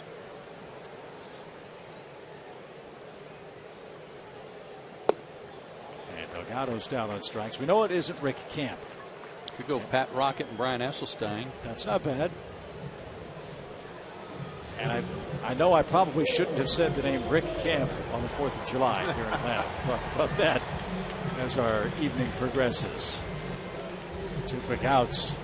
And the top of the order in Michael Bourne. 2 for 2 game for Michael, his 30th multi-hit game. He's looking for a 14th 3-hit game this season. Like you said, Chip, we'll talk about Rick Camp later. He didn't mess around with those lousy singles. Hit him where the big boys. Yes, he did. And Bourne goes the other way. He does have a 3-hit game. And he's thinking about extra bases. And he's going to make it easily. Single, triple, and double. All he needs is the homer now. And that represents the tying run.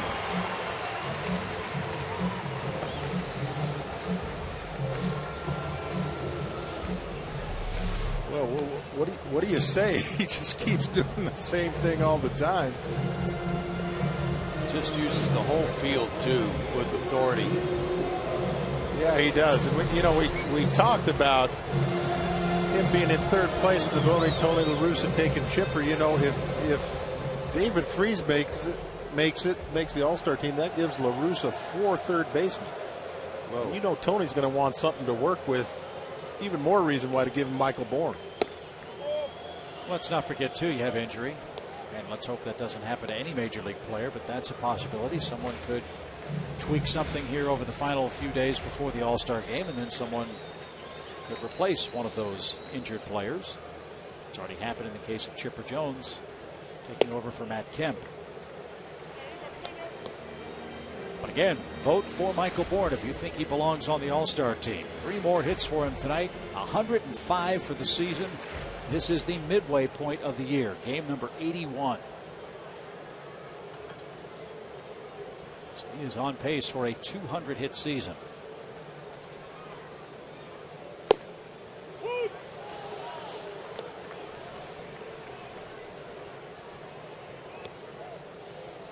The All-Star game is on July 10th at 7:30 Eastern Time. The voting ends tomorrow at 4 p.m. Eastern Time. Braves.com/All-Star.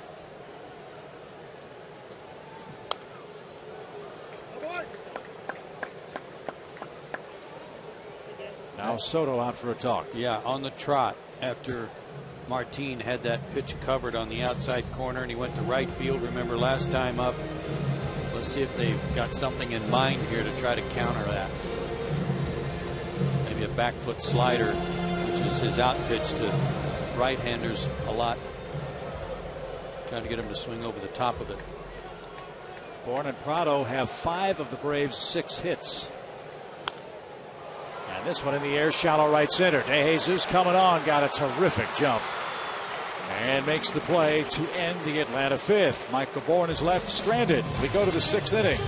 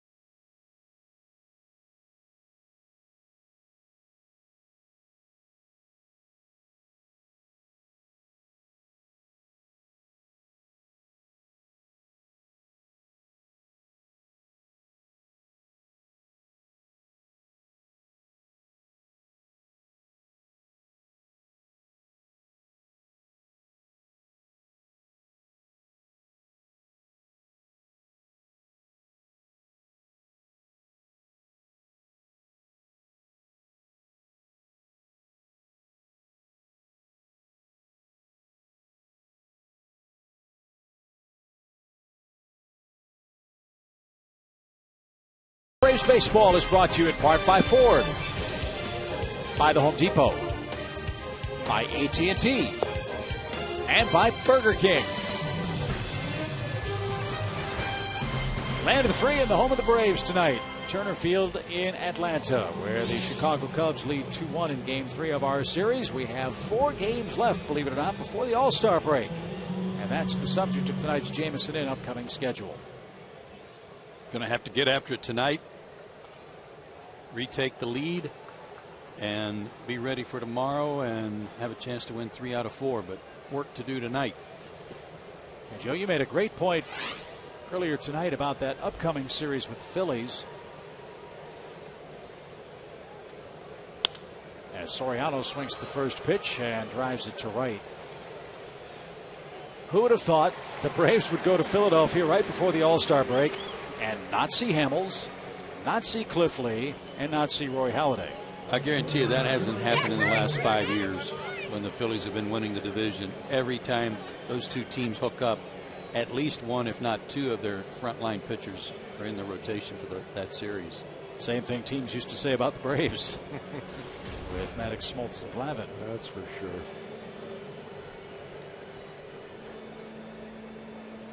But before we start thinking about the Phillies, got to figure out how to get out Brian LaHair. He's 2 for 2 tonight, including a towering home run in the 4th.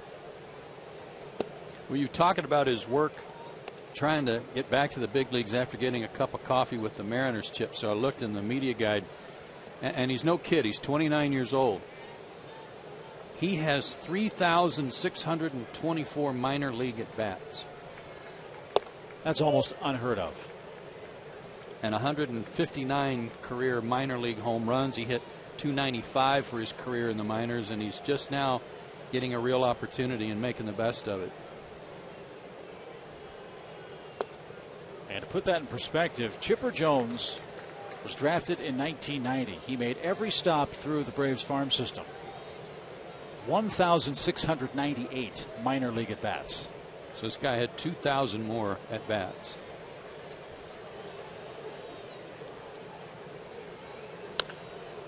And a roller foul at first. Time for the Coors Light Cold Hard Blast. And it came off the bat of LaHair. His last at bat in the 4th inning. Deep into the bleachers in right field over the 390 mark. Well, we'd sure like to see Randall Delgado go to some off-speed stuff here. We've pretty much proven he can hit that fastball anywhere.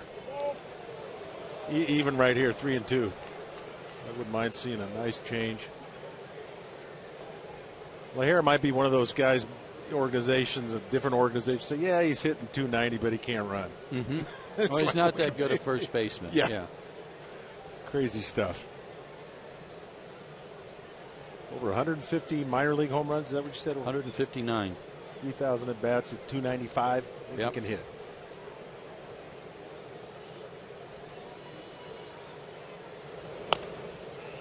Here's a breaking ball, 3-2. Yeah, I mean, you know, by the 6th inning, you're feeling pretty comfortable with your off-speed stuff. You should be able to go to your off-speed stuff in situations like this. I think definitely with guys we're on, you know, you might maybe think twice about it, but I think Randall's had a good changeup tonight. I'd love to see that here too.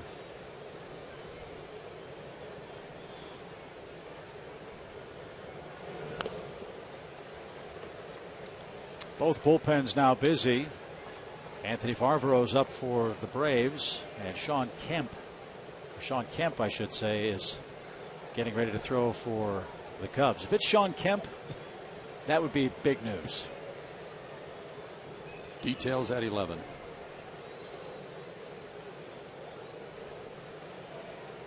And there should be a rule that no Camps are allowed to pitch in this ballpark on the 4th of July. LaHare walks and is aboard with 1 out. Fans, we have a great steal of the week for you tonight. You can get a Dale Murphy replica jersey with the purchase of an upper box ticket during the Mets series. Those tickets are $25 or $20, I should say, for July 13th and 14th, $15 on July 15th. Visit Braves.com/steal right now. So it's Friday, Saturday, July 13th and 14th, $20, $15 July 15th. Good stuff. Go get one. I might go get one. Well, you should. You've got that one missing space in your wall. That wallpaper you have. Murph 3. That's right. Wallpaper.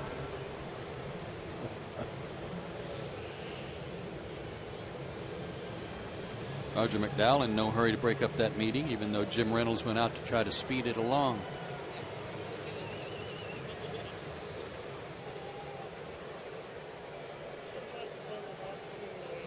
Nice looking sailor there. Dressed up tonight. Had the old timer on the big screen here tonight that really set this place, lit it up.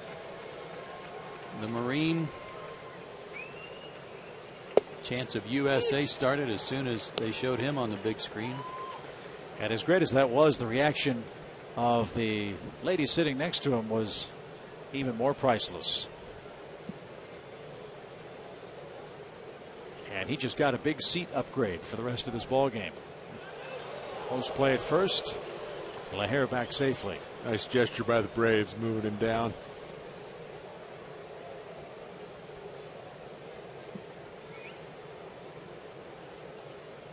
You know what? I bet those are the pilots from the flyover. Chipper Jones off balance. Ugla the turn and in time. Beautiful double play. Boy, Dan Ugla hangs in there at second base as well as anybody in baseball. And he turns an inning-ending double play to send this game to the bottom of the 6th. Mets have to go to work for Randall Delgado, down 2-1 at home.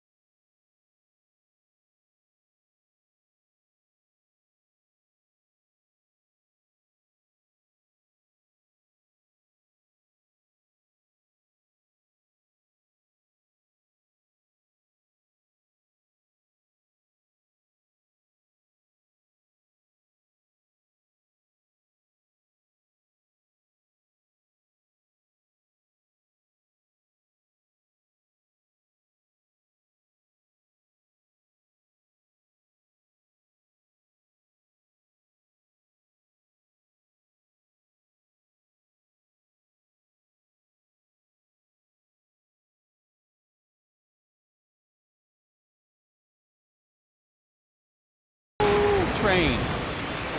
Little fun tonight while we're talking to Brian McCann. Well, at least for Tim Hudson. First it was sunflower seeds, then it was peanuts off the head. Just pepper. No, look at the form.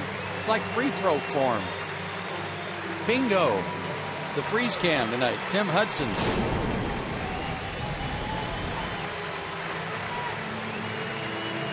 And a standing ovation here at the ballpark for J.D. Romine.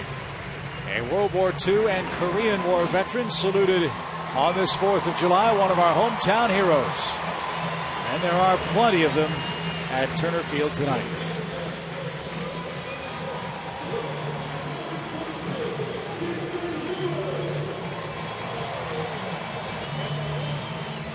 It's just a great night. Need to cap it off with a W.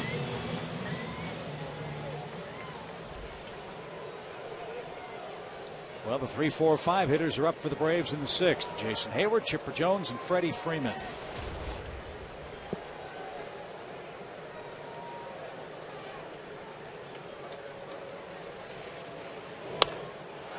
First pitch swing, and it's driven to right center. De Jesus still going back on the track, makes the play, 1 out. Darn it, I was hoping that would be one of those that gets lost in the gloaming. Well, Joe, earlier we saw Michael Bourne's ball carry a little bit further than we thought. I thought that would be too. Good things to come. Get the ball up in the air, get something going here.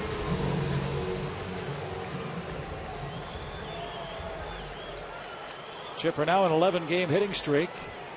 He picked up a first inning single. Last time up, he struck out. Good sinker.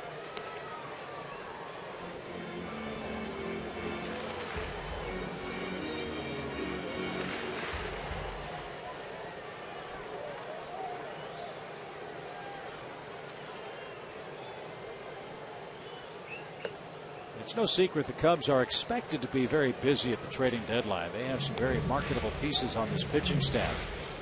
Mentioned last night Matt Garza, Ryan Dempster, maybe even Carlos Marmol, who's pitched very well. Alfonso Soriano, even with a big contract. Nobody's talking about this guy. Paul Maholm. I'll bet somebody will be on the phone if he keeps pitching like this after that 8 1/3 of shutout baseball against Houston and pitching this well tonight. And Chipper another hit.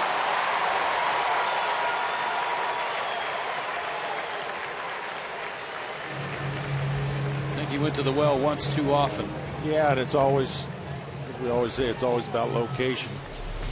Soto was way off the plate, wants this ball even further than the other sinkers. Ends up right down the middle, and he knew it. Now, even Soto, as catcher, was sitting there showing him, this is how far you missed. As if Maholm didn't know.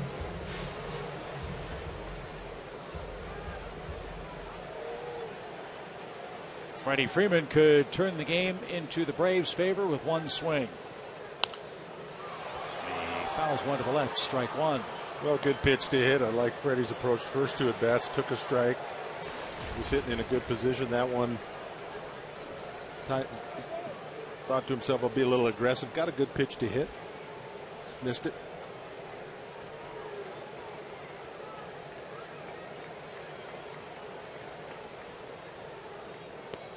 And Freeman got hit.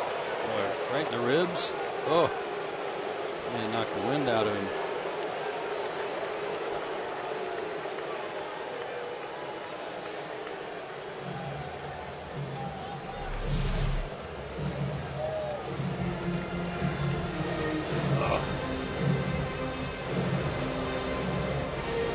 To look at the pitch. I don't know if it's a breaking ball or not. Even if it was, that hurts. Fastball. Was it? Ugh. So with 2 on and 1 out, Chris Bosio is the Cubs pitching coach. He heads to the mound with Dan Uggla coming up. They now have Manny Corpus up in their pen. Braves trail by a run here at Turner Field, where all season long Braves baseball on Sports App is being presented by Academy Sports and Outdoors. The right stuff, the low price, every day. Dan Ugla got a look at all of his pitches last time up when he walked on a 3-2 pitch. Should be an advantage for him right here. But as we have seen, every time this guy gets in trouble, he goes to his Sunday best sinker to get a ground ball and has had 2 double plays turned behind him.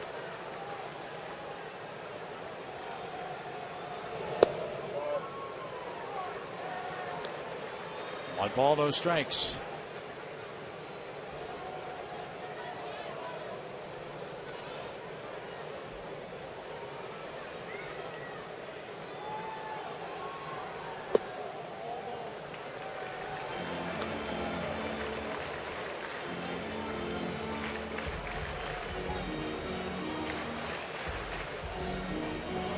Would you dare guess off speed here? 2-0. Got something to work with. You got a pitch to burn if you want.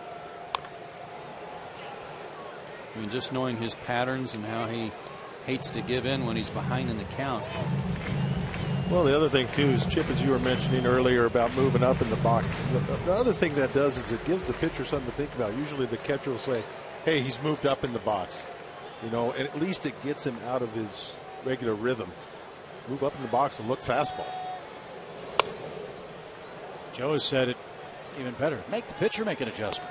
Make him change something. Take something away from him.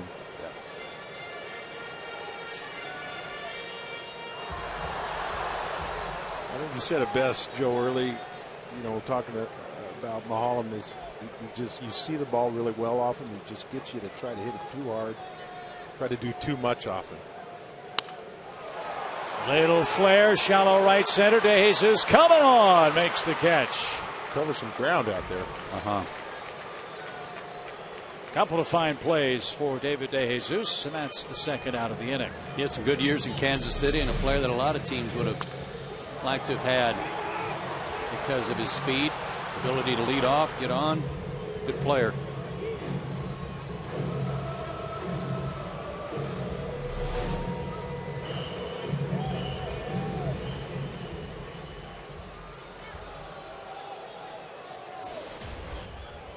So it's up to David Ross to keep the inning alive. David has struck out, and he's hit into a double play.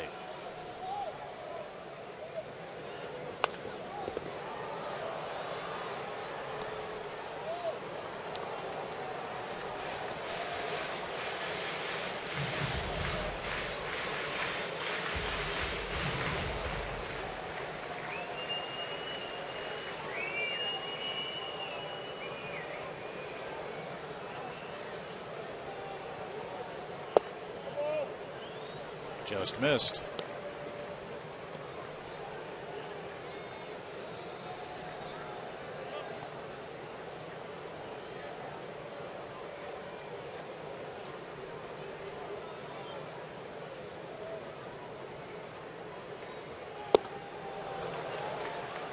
Yeah, it was just a great pitch.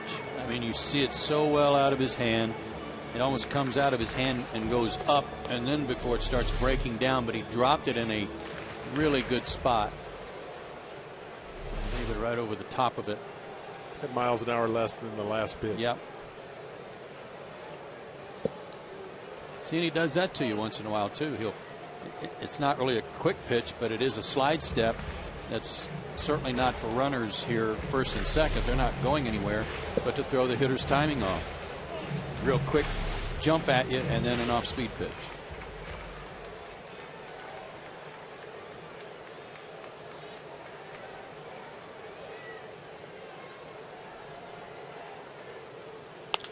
Line drive left field. That's down for a hit.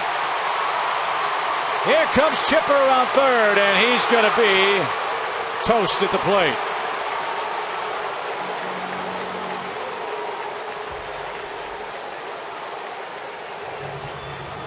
A perfect throw from Soriano.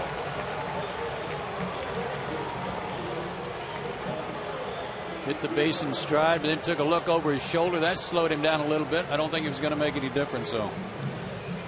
His 5th outfield assist of the season protects a Cub lead. It's 2-1.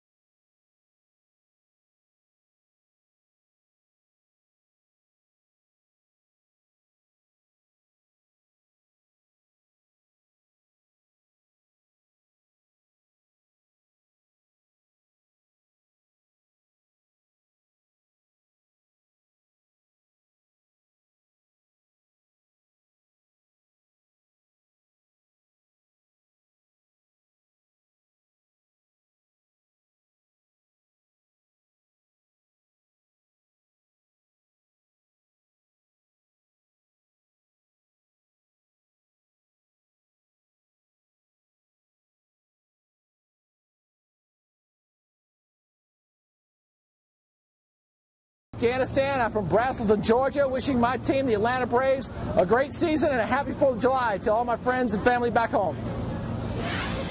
It's 2-1 Cubs as we go to the 7th, and I am pleased to be joined now by the man who received the first of now 3 standing ovations in the ballpark tonight. None of them have anything to do with baseball. Retired United States Marine Corps member William Sperry, a World War II veteran. Pleasure seeing you, sir. What did you think, you and your lovely wife Betty, of the standing ovation you guys got when they showed you on the big screen? It was thrilling. How do you feel? The whole town stands up and cheers. It's fantastic. I don't believe it. I'm a veteran. I went and did what I had to do back in World War II. I spent 14 months on Guadalcanal, and I got hearing aids in both ears because Japanese bombers ruined my hearing. But that's all right. This is a great country. Well, and I'm glad all they took was your hearing, and you're here to be able to enjoy some Braves baseball. You and your wife live in Chamblee, and you were telling me that you guys watch the Braves all the time. In fact, every night, every day, we watch them regularly. And the first time you came to a game with her was just 10 days after you were married. This was only 3 years ago. Is that right? Right. Yeah. Yeah, we were here, and they took my picture, and this young girl went over there and turned around and said, "He's only been married 10 days." Well, we want to hear more about it. Pitching change for the Braves. We'll be back at Turner Field in just one moment as Randall Delgado exits, and the call to the bullpen is coming up. Back to Turner Field in a moment.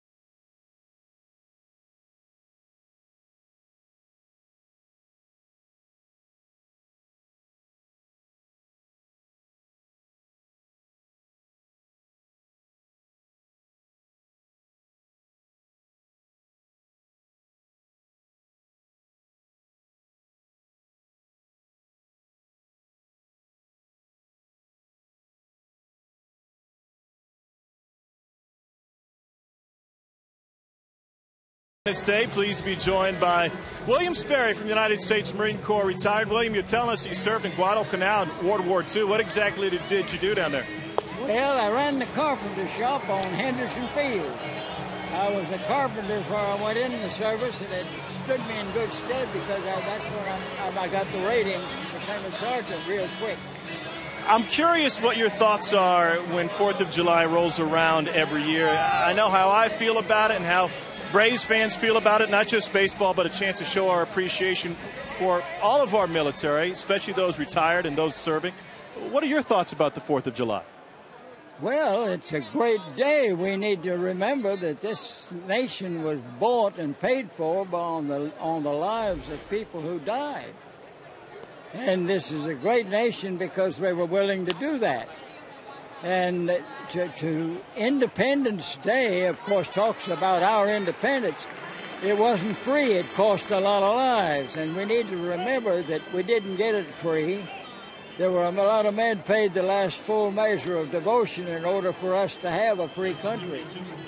I haven't heard it any better. Thank you so much for your time. And guys, his wife Betty, her previous marriage was to a Marine who helped his guys raise the flag on Iwo Jima. So you never know who you're going to run to in the ballpark tonight. Pleasure run into William Sperry. Chip? Might be the highlight of the night, Tom Hart. No question. That was fantastic. Runner at third with Jeff Baker up there, and Johnny Venters throws a ball in the dirt. That ricochets off David Ross. And Darwin Barney comes home to score the third Chicago run. Wild pitch.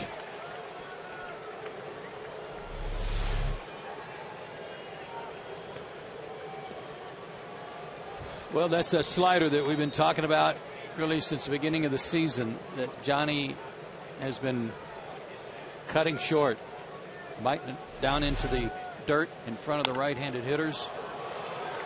And now Jeff Baker drills one down the left field line, and that one's going to go.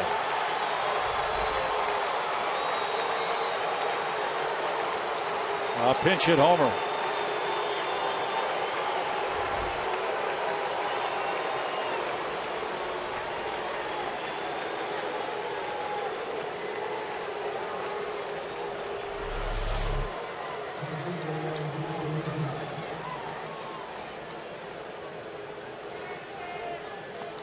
That was another.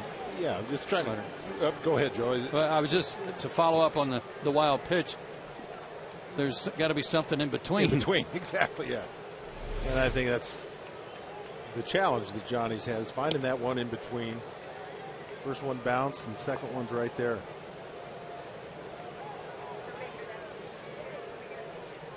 Fifth career pinch hit home run for Baker.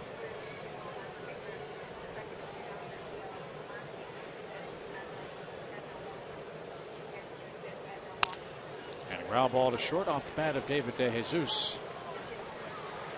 And that's the second out. So Johnny Venters struggles after answering the AT&T call to the bullpen. A wild pitch and then a one-out homer. And that'll be the last pitch of his night as Starlin Castro is scheduled for the Cubs. Venters goes 2/3 of an inning. One run on one very long hit. 4-1 Chicago, your lead.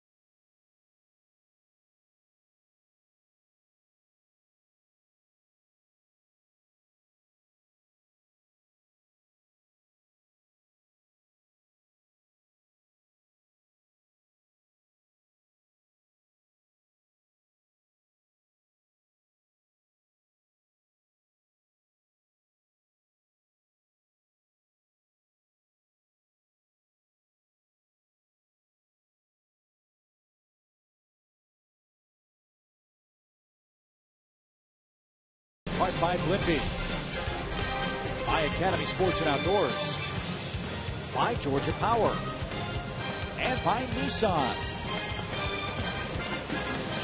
It's 4-1 game now as we continue in the top of the 7th inning. 2 Cubs runs are in, and another Braves reliever answers the AT&T call to the bullpen. This time it's a right-hander, and his name is Chad Durbin. Durbin didn't pitch in last night's game, but did pitch in game 1. Had a perfect inning, zeros across. 3-1 with a 3.94 ERA. This is the top of the 7th. That means the Braves got at least 3 more cracks at them if they need 3. So getting behind by 3, they can't get their dauber down. By the way, where's your dauber? Right there? Okay. They can't get their dauber down. Got to come back in the dugout and get after it. Joe, you said something there about Johnny Venters, that there's got to be somewhere in between. And I think sometimes pitchers get in the same situation as hitters get. You know, you throw one in the dirt, so you compensate, and you get one that is right down the middle. Sometimes as a hitter, you're in between as well. You don't know whether you're looking fastball, curveball. Your mind is in between. I think that's what's happened with Johnny. Instead of just overthinking it sometimes. Couldn't agree more. It's just not in the flow where he can just say, okay, I can throw my slider. I don't have to think where it's at. Just throw it. So Durbin comes on. 2 quick strikes to Starlin Castro. He's walked, scored, singled, and grounded out. And now he strikes out. Durbin retires him on 3 pitches. 7th inning stretch time in Atlanta. Let's get some runs. In special recognition of our military, USAA now presents the singing of God Bless America.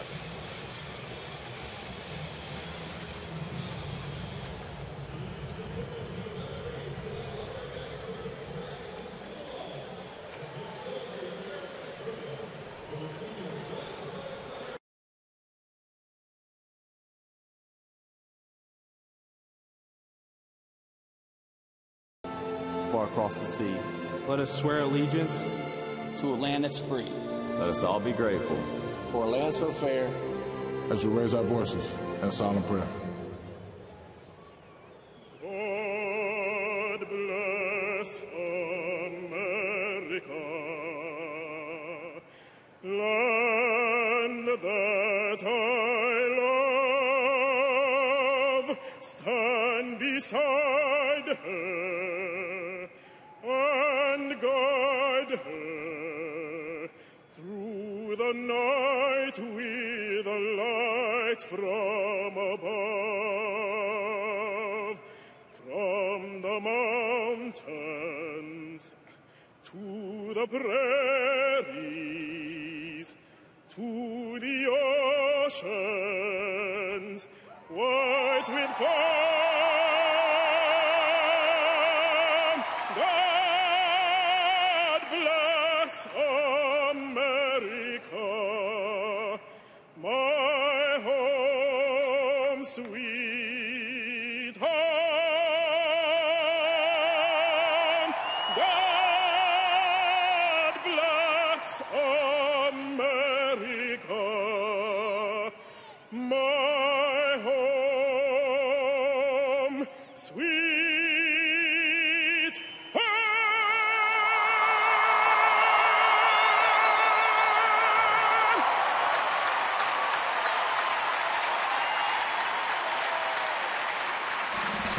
Ladies and gentlemen, boys and girls, the Atlanta Braves invite all of our guests to sing along as we celebrate our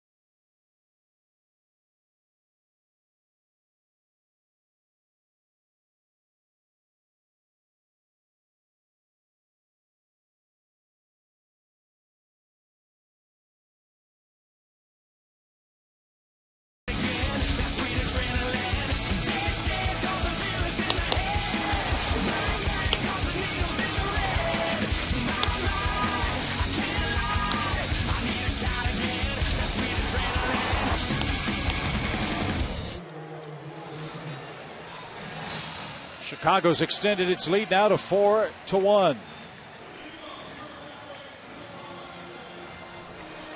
And that is the story on our Acura scoreboard. Bottom of the 7th. By the way, Chip, you may have said this. I'm not sure, but you mentioned Baker's second home run of the year, and they've both been pinch hit homers. Really? Yeah. That one went a long way tonight. And now the Braves have some work to do against a tough left-handed pitcher, James Russell.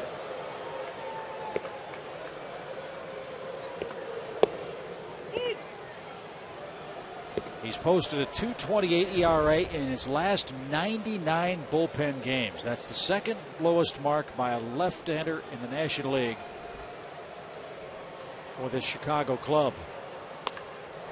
Simmons drives one to center. The only man with a better ERA than Russell is the Braves' Eric O'Flaherty during that stretch. Well, he was good here 2 nights ago. He pitched the 9th and got a save. Gave up a base hit to Jason Hayward, but then promptly got a double play from Chipper, and then Freeman flied out to end the game.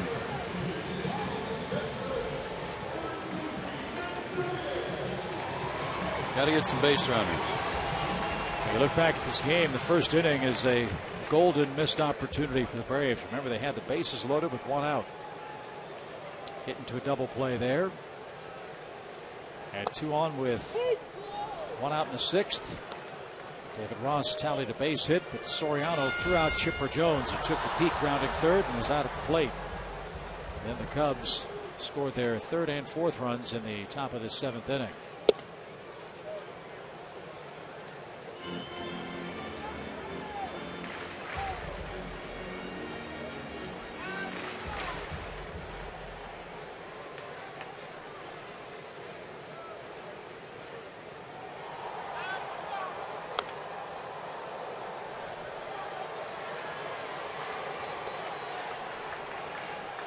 This huge crowd tonight is just ready to bust open if the Braves can get something going.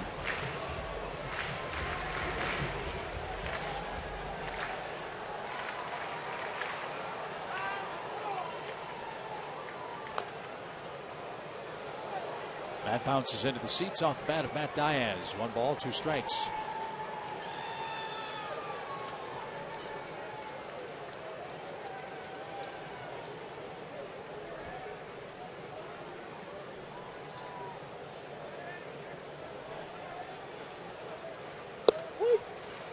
And that caught the outside corner. 2 outs.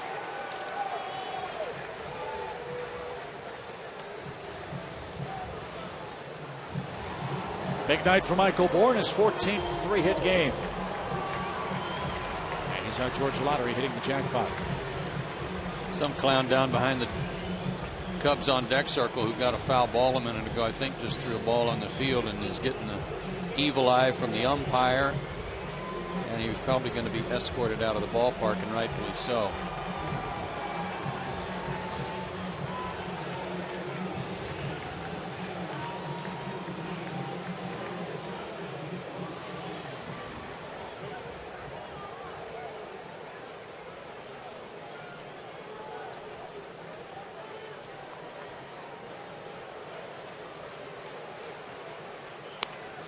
Bourne a bunt. And Russell makes very short work of the Braves in the last of the 7th. 8th inning in Atlanta, 4-1 Chicago.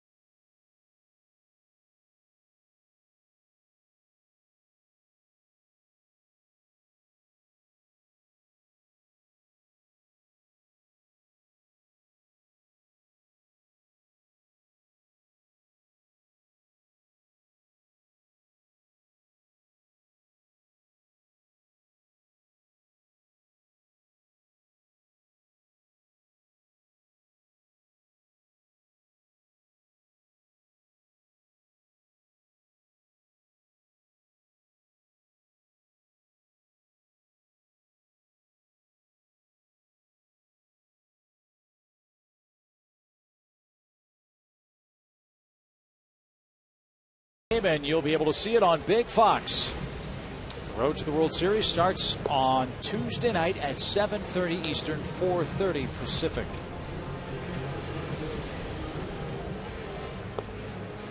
I think you got to put Chipper's picture in there. Oh, okay, I see him. He's the biggest one of all. Okay. Another AT&T call to the bullpen. Anthony Varvaro is on with the 3-4-5 hitters up for Chicago. First appearance for him in this series. He had a great outing against Washington on July 1st. 2 innings, no hits or runs, 1 walk, and struck out 3. And has struck out 5 over his last 4 innings of work.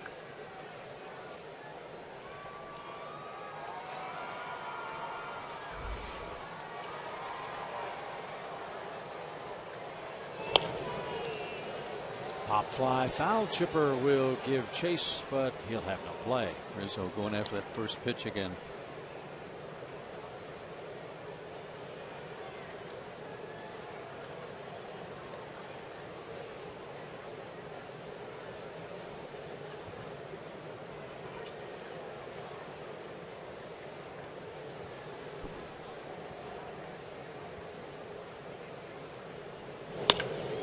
That's rifled to deep right field. Wow, did that ball explode?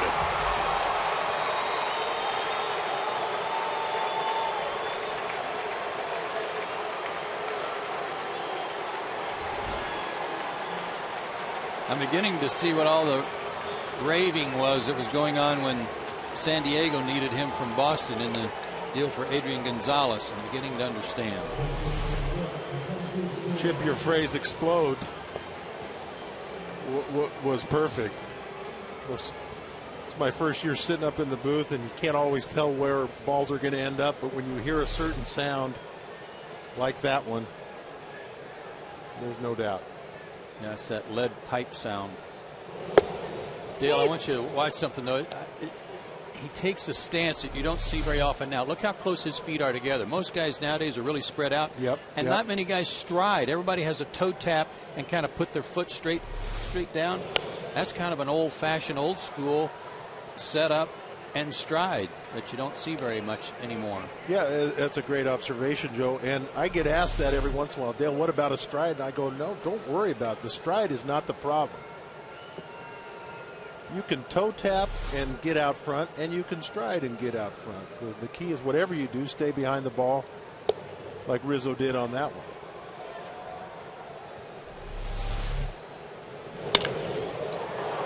I don't know what the tail of the tape was. It wasn't that far, but the stopwatch on it was nanoseconds.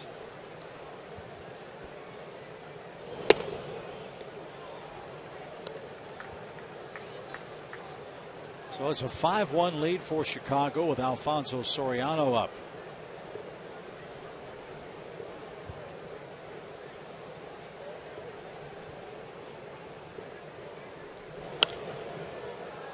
Pop fly right side. Freeman gives chase near the Braves dugout and leans over. Did he hang on? Yes, what a catch.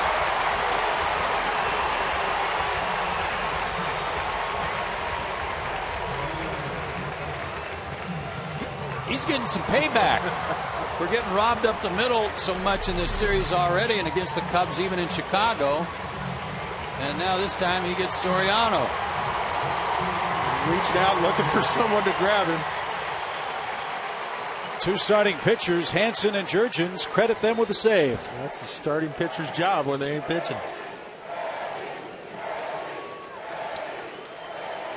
Juan Francisco hustling over there to help too.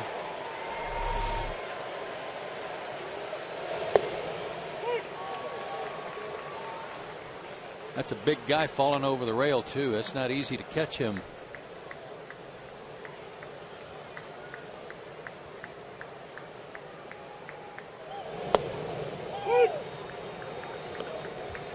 Chicago's hit 3 home runs tonight.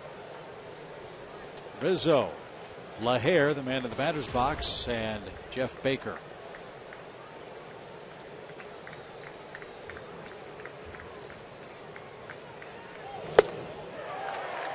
The hair is blown away with a 95-mile-an-hour fastball.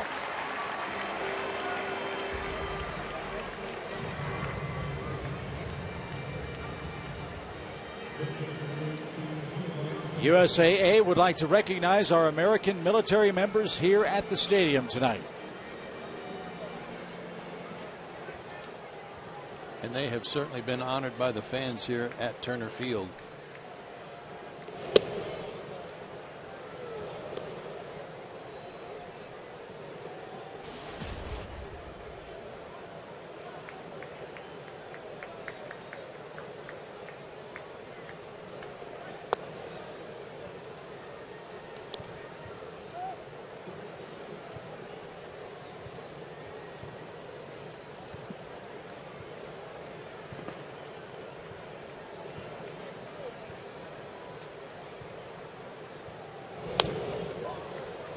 Cut by Soto, 2 balls and a strike.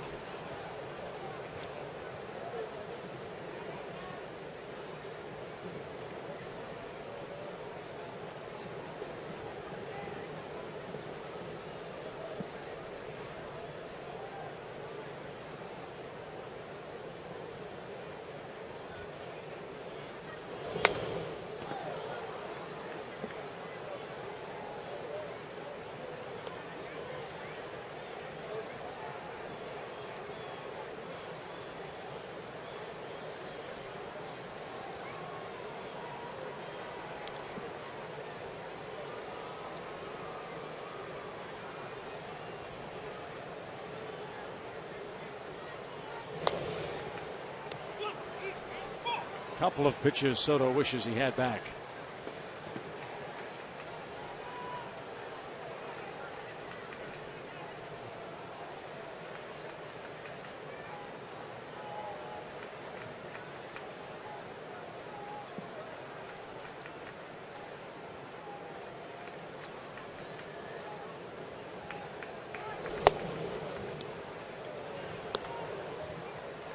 Now a full count. Pretty good pitch.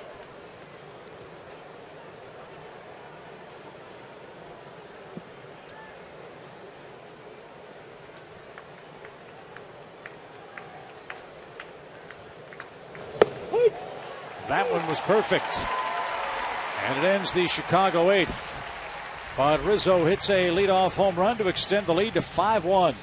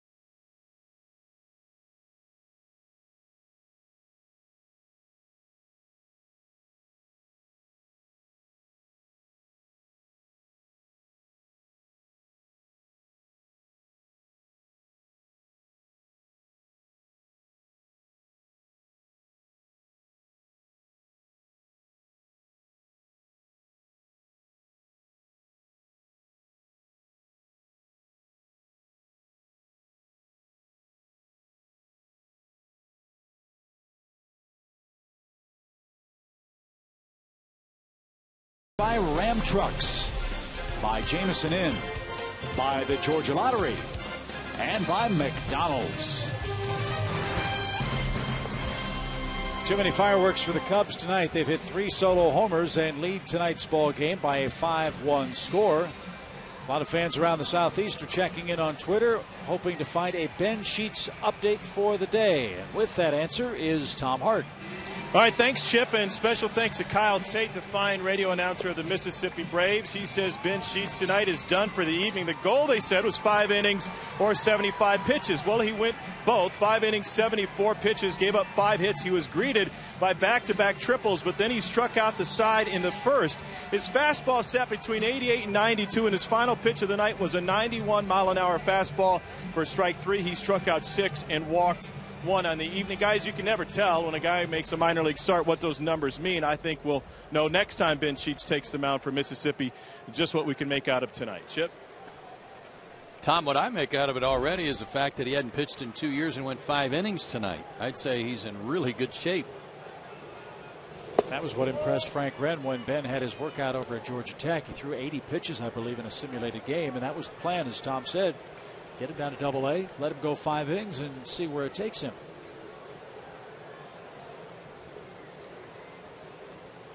We've heard from Tim Hudson, who made some minor league rehab starts this year. He said it's not a lot of fun. You can't set up hitters. Those kids, they want to swing the bat against a major league pitcher. The key is don't rehab an A-ball. That's true. You want to go to Double-A or higher.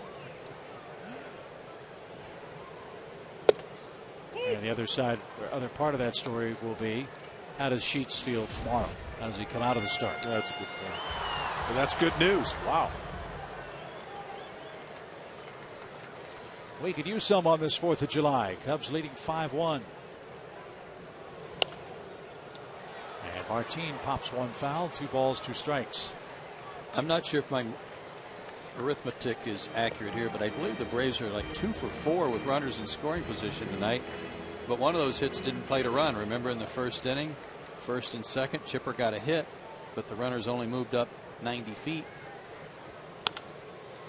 To third, where Val Buena was hugging the line. And the other one was David Ross's base hit, and Chipper Jones was thrown out of the plate. That's right. That's exactly right. And speaking of Chipper, back to our AT&T Hoovers trivia question. Chipper was 5 for 5 last night. There are 2 Atlanta Braves who have a 6 for 6 night. Do you know who they are? I'm going with Ralph Garr and Willie Harris. And I agree with that Willie Harris one. So should I pick someone else? I mean, is it a combo thing? You can latch on, or you can lift and separate. I'm going with Terry Pendleton and Willie Harris. That's a good call. I'm going to go Darrell Chaney and Larvell Sugar Bear, or Larvell Blanks. Larvell Blanks. Love it.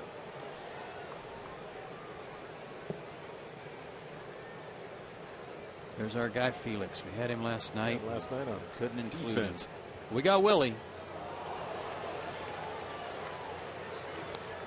Jason hurt himself on that swing? Hope not. He usually doesn't walk that far away from home plate, though. Reached up on his right side after taking a cut. That's Yes, an he oblique. did. I'm guessing. In that area. Right there.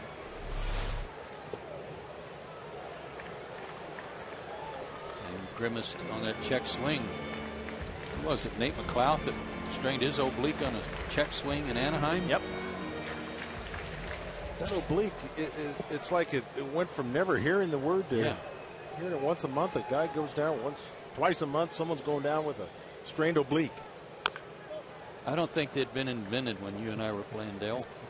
We didn't exercise that one for sure. I know we don't have him up in the broadcast booth. This was the one he heard it on. Trying to reach for that pitch. Fully extended.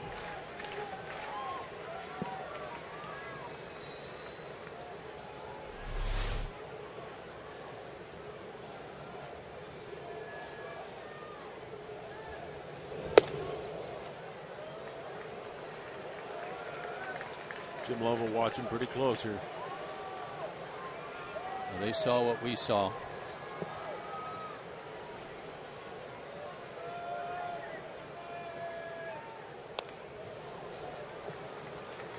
Yep. Doesn't look He's hurt. And I don't like the fact that he's got a chance of really hurting it here in a 5-1 game. Watch his face.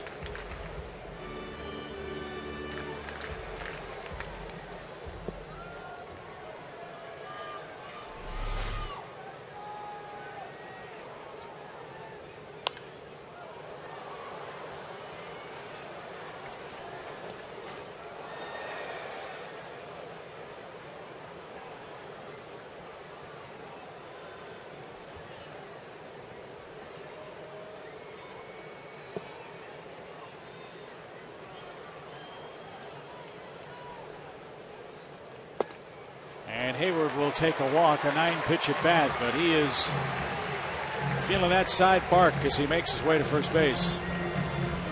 Let's watch him down at first base with Terry Pendleton. May not be out there long.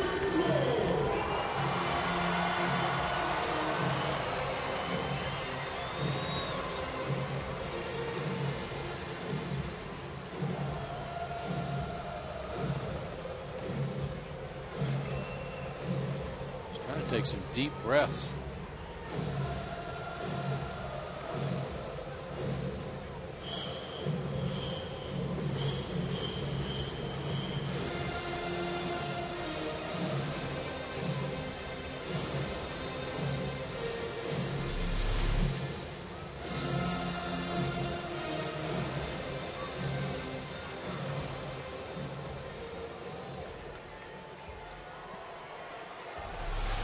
That was a pain in his side, even on that check swing for ball 4. But on the first pitch, he steals second base.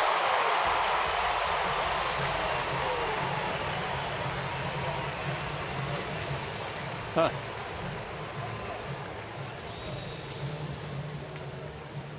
It didn't hurt his legs.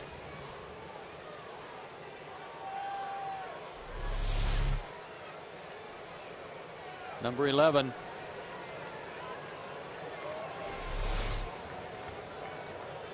If you're Russell, James Russell, you got to figure he was in pain over there. You knew he was in pain, so you wasn't paying any attention to him.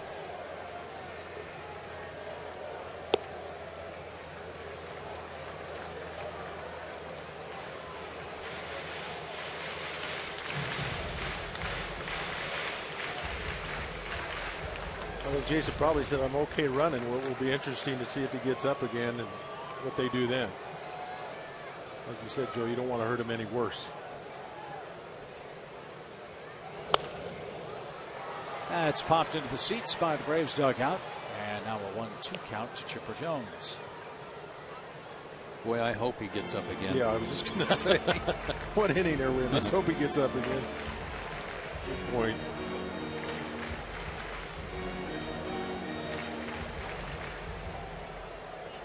That batting spot in the batting order comes up again, he may be all over by then. Up the middle. Barney makes the peg to first. Well, they've saved a lot of hits up the middle, haven't they? They have. Thought for a second that ball might hit second base. Me too.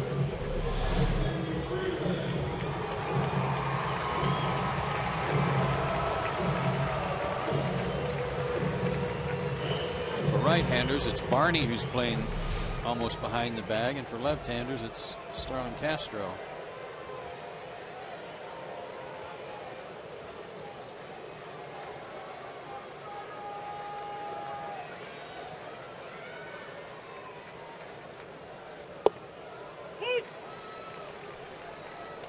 The Cubs have not been kind to Freddie Freeman. He's 1 for 18 this year against Chicago pitching.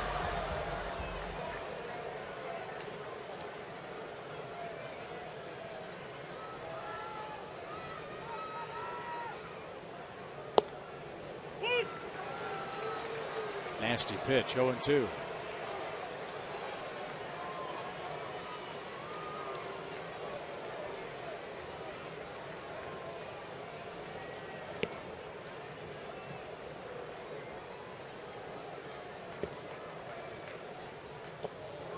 And that ball bounces away, but not far enough.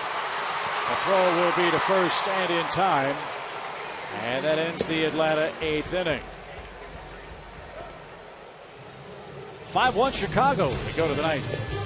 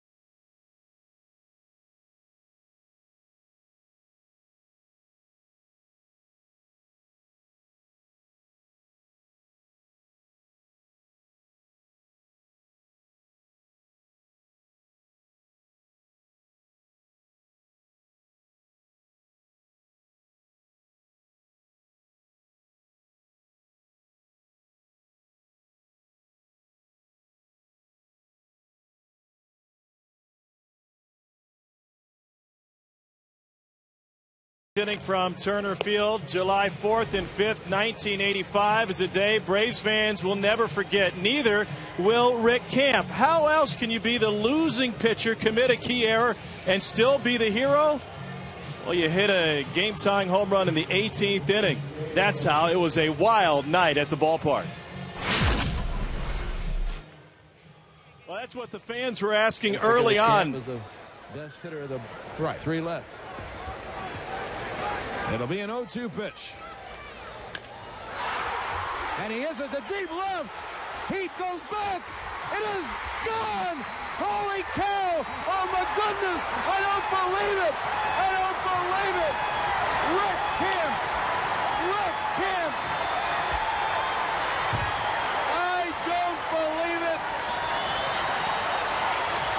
Remember what I just said. If he hits a home run, that certifies this game as the wackiest, wildest, most improbable game in history. Camp's batting average going into that was .060. Ron Darling came on to work the 19th for his first save since he was a freshman at Yale. Roger McDowell pitched in that game, guys. He only went 2/3 of an inning early in the game, a game that ended at 3:55, and the fireworks went off at 4:01 a.m. here in Atlanta, as many folks remember. I asked Roger about that today. I said, why did you pitch in the 3rd inning after Doc Gooden left the game after the 2nd rain delay? He said, well, Davey Johnson was convinced the game would only go 5. He threw everybody out early. So Roger's lasting contribution, he ate the rest of the cheeseburgers in the clubhouse. The rest of the teammates could only survive on popcorn until 4 a.m.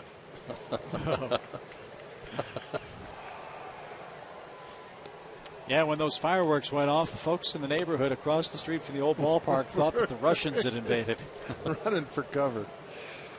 Well, of all the things I get asked about, it's the first 13 games in 1982 and that July 4th game there. And we never heard the end of that from Rick Camp. There were some pretty good nights from both sides in that game. Lenny Dykstra 3 for 10. Wally Backman 4 for 10. Keith Hernandez for the Mets 4 for 10. He hit for the cycle in that game. The quietest cycle in the history of the game. Gary Carter 5 for 9.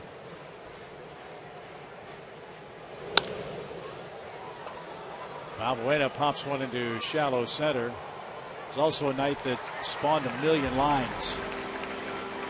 Braves, Claudel Washington 3 for 8. Rafael Ramirez 3 for 9. Terry Harper had 5 hits. Ken Obergefell 3 for 6. Murph 1 for 8. Well, at least I got one in. You got one in. Held off the offer. And during all those, that was because there's too many rain delays. I just had too many Oreos.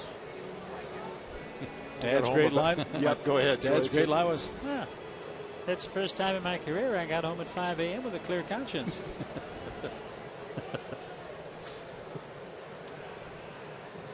What a night. Well, if it means 6 hours, that means the Braves are going to have a big ninth inning. 2 outs in the top of the frame. 5-1, Chicago the lead. Johnson the batter, and down the strike. Pete and your dad loved retelling that story. Ernie Johnson Sr. loved retelling the July 4th game. They'd laugh about it every year, about the craziness of it. But they also, the other game that they talked a lot about was the fight you guys had with the Padres that went on and on and on all day long. You know, I mentioned earlier the first 13 games of '82. People asked me about, and the July 4th game in the fight with the Padres. Those are the three things I get asked about most. I don't get asked a lot about getting into the playoffs in the World Series. But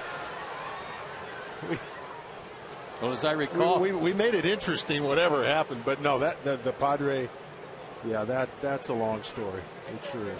I think Bob Horner was up in the booth. Yes, he was. With Skip and Pete. I was doing stats for Dad on the radio that night, and you're right. The fight kept going on. Kirk Bavacqua was headed toward the Braves dugout. They had to pull him back, and Bob Horner came out in street clothes. And a cast. And a cast. He had his navicular bone broken, but he had a cast on and his Braves jersey over the top, and he stood there like a sentinel saying, "What is going on? You want a piece of me?" That was a crazy night, one of many, across the street at old Atlanta Fulton County Stadium. Let's see if Atlanta can mount a ninth inning rally down 5-1 at home.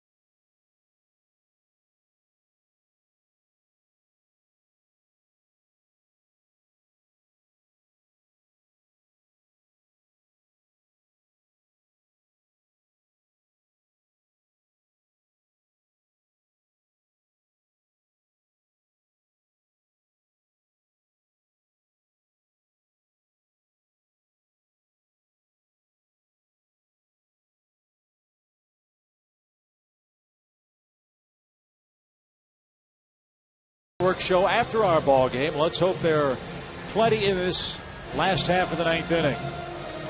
One more game against the Cubs. It comes your way tomorrow starting at 6:30 as you see our Chevron upcoming starters. Mike Minor on the mound, as you see, for Atlanta, and a guy whose name gets mentioned quite often with respect to the trade deadline in Matt Garza, who is 4-6 with a 4.01 ERA. Minor is 3-0 in his career against the Cubs.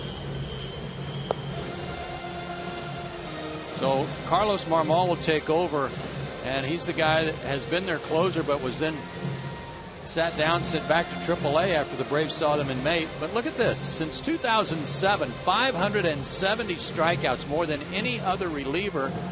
But look at the walks by comparison to those other strikeout artists. A ton of walks. And he can load them up with ball four faster than anybody I've ever seen. Well, he's in good company with what we saw last night. Let's hope Atlanta can take advantage here in Game 3 of the series. But he's been good, Carlos, lately. 6 for his last 6 in save opportunities and a 1.17 ERA covering 8 games. He'll face Dan Uggla first.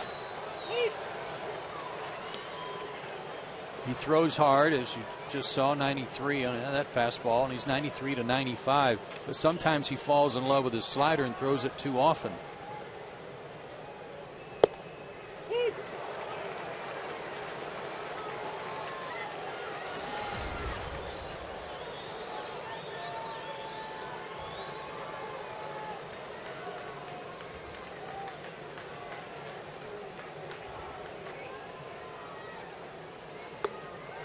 And 3 pitches ends Dan Uggla's at bat. That was the slider, and it was a hard one.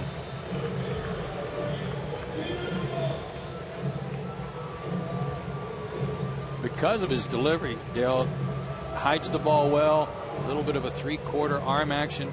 I think he can be as nasty as any closer in the National League. It's just command that gets in the way. I agree with you. He's got a really unusual delivery. And that's the thing. A lot of relievers, you don't see them very often, but when they have a little quirky motion, it makes it even that much tougher. And his wildness can be effective sometimes. I mean, there's, you know, wow, good numbers. Strikes Uggla out, I think it was at 3 pitches, and then he throws one 2 feet off the plate. Yep. It's just. And paints on the inside. I mean, it's tough to get a handle on him.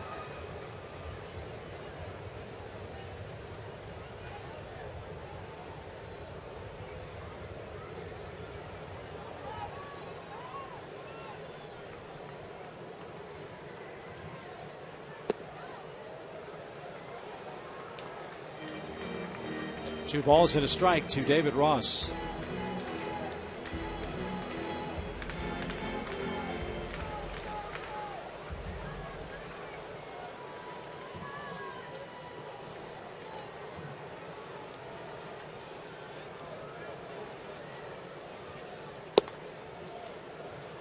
You know, here's a kind of an obvious thing that we always talk about: walks hurt. You know, walks hurt. And here's a guy that's got so many walks, and people might think, well, wait a minute here, why doesn't it hurt? Well, when you're a strikeout pitcher, you know, you can get away with some of that stuff.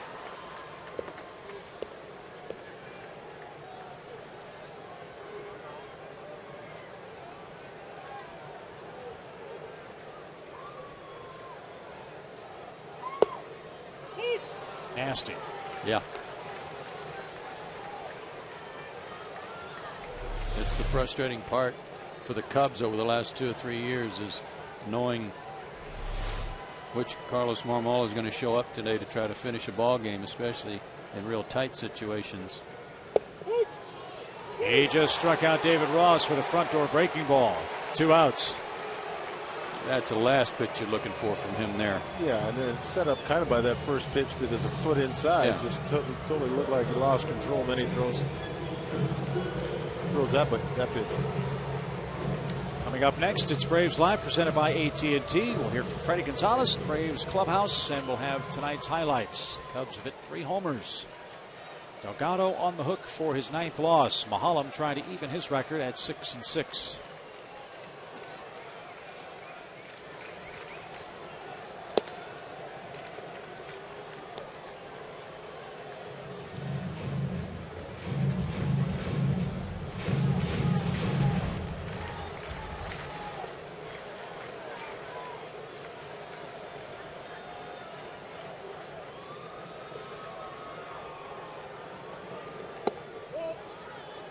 Up and away, ball 2.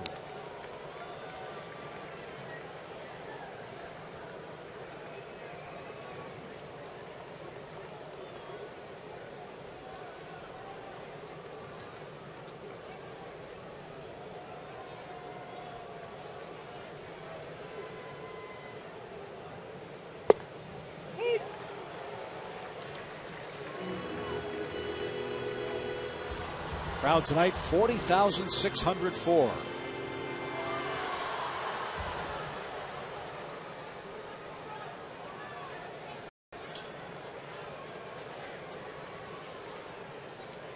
Simmons trying to keep the game alive. But he won't. It's popped up. Darwin Barney puts the squeeze on it. The Cubs win on the 4th of July. 5-1 today's final score. Chicago plays long ball. You sure do. They're the Toyota plays of the game. The first one from Brian LaHare to put the Cubs back on top in the 4th inning. It was his 14th of the year. And then a big add-on run after the Cubs had gotten a run in the 7th on a wild pitch. Johnny Venner's slider that got raked by Jeff Baker. His 2nd of the year and his 2nd pinch hit homer of the year.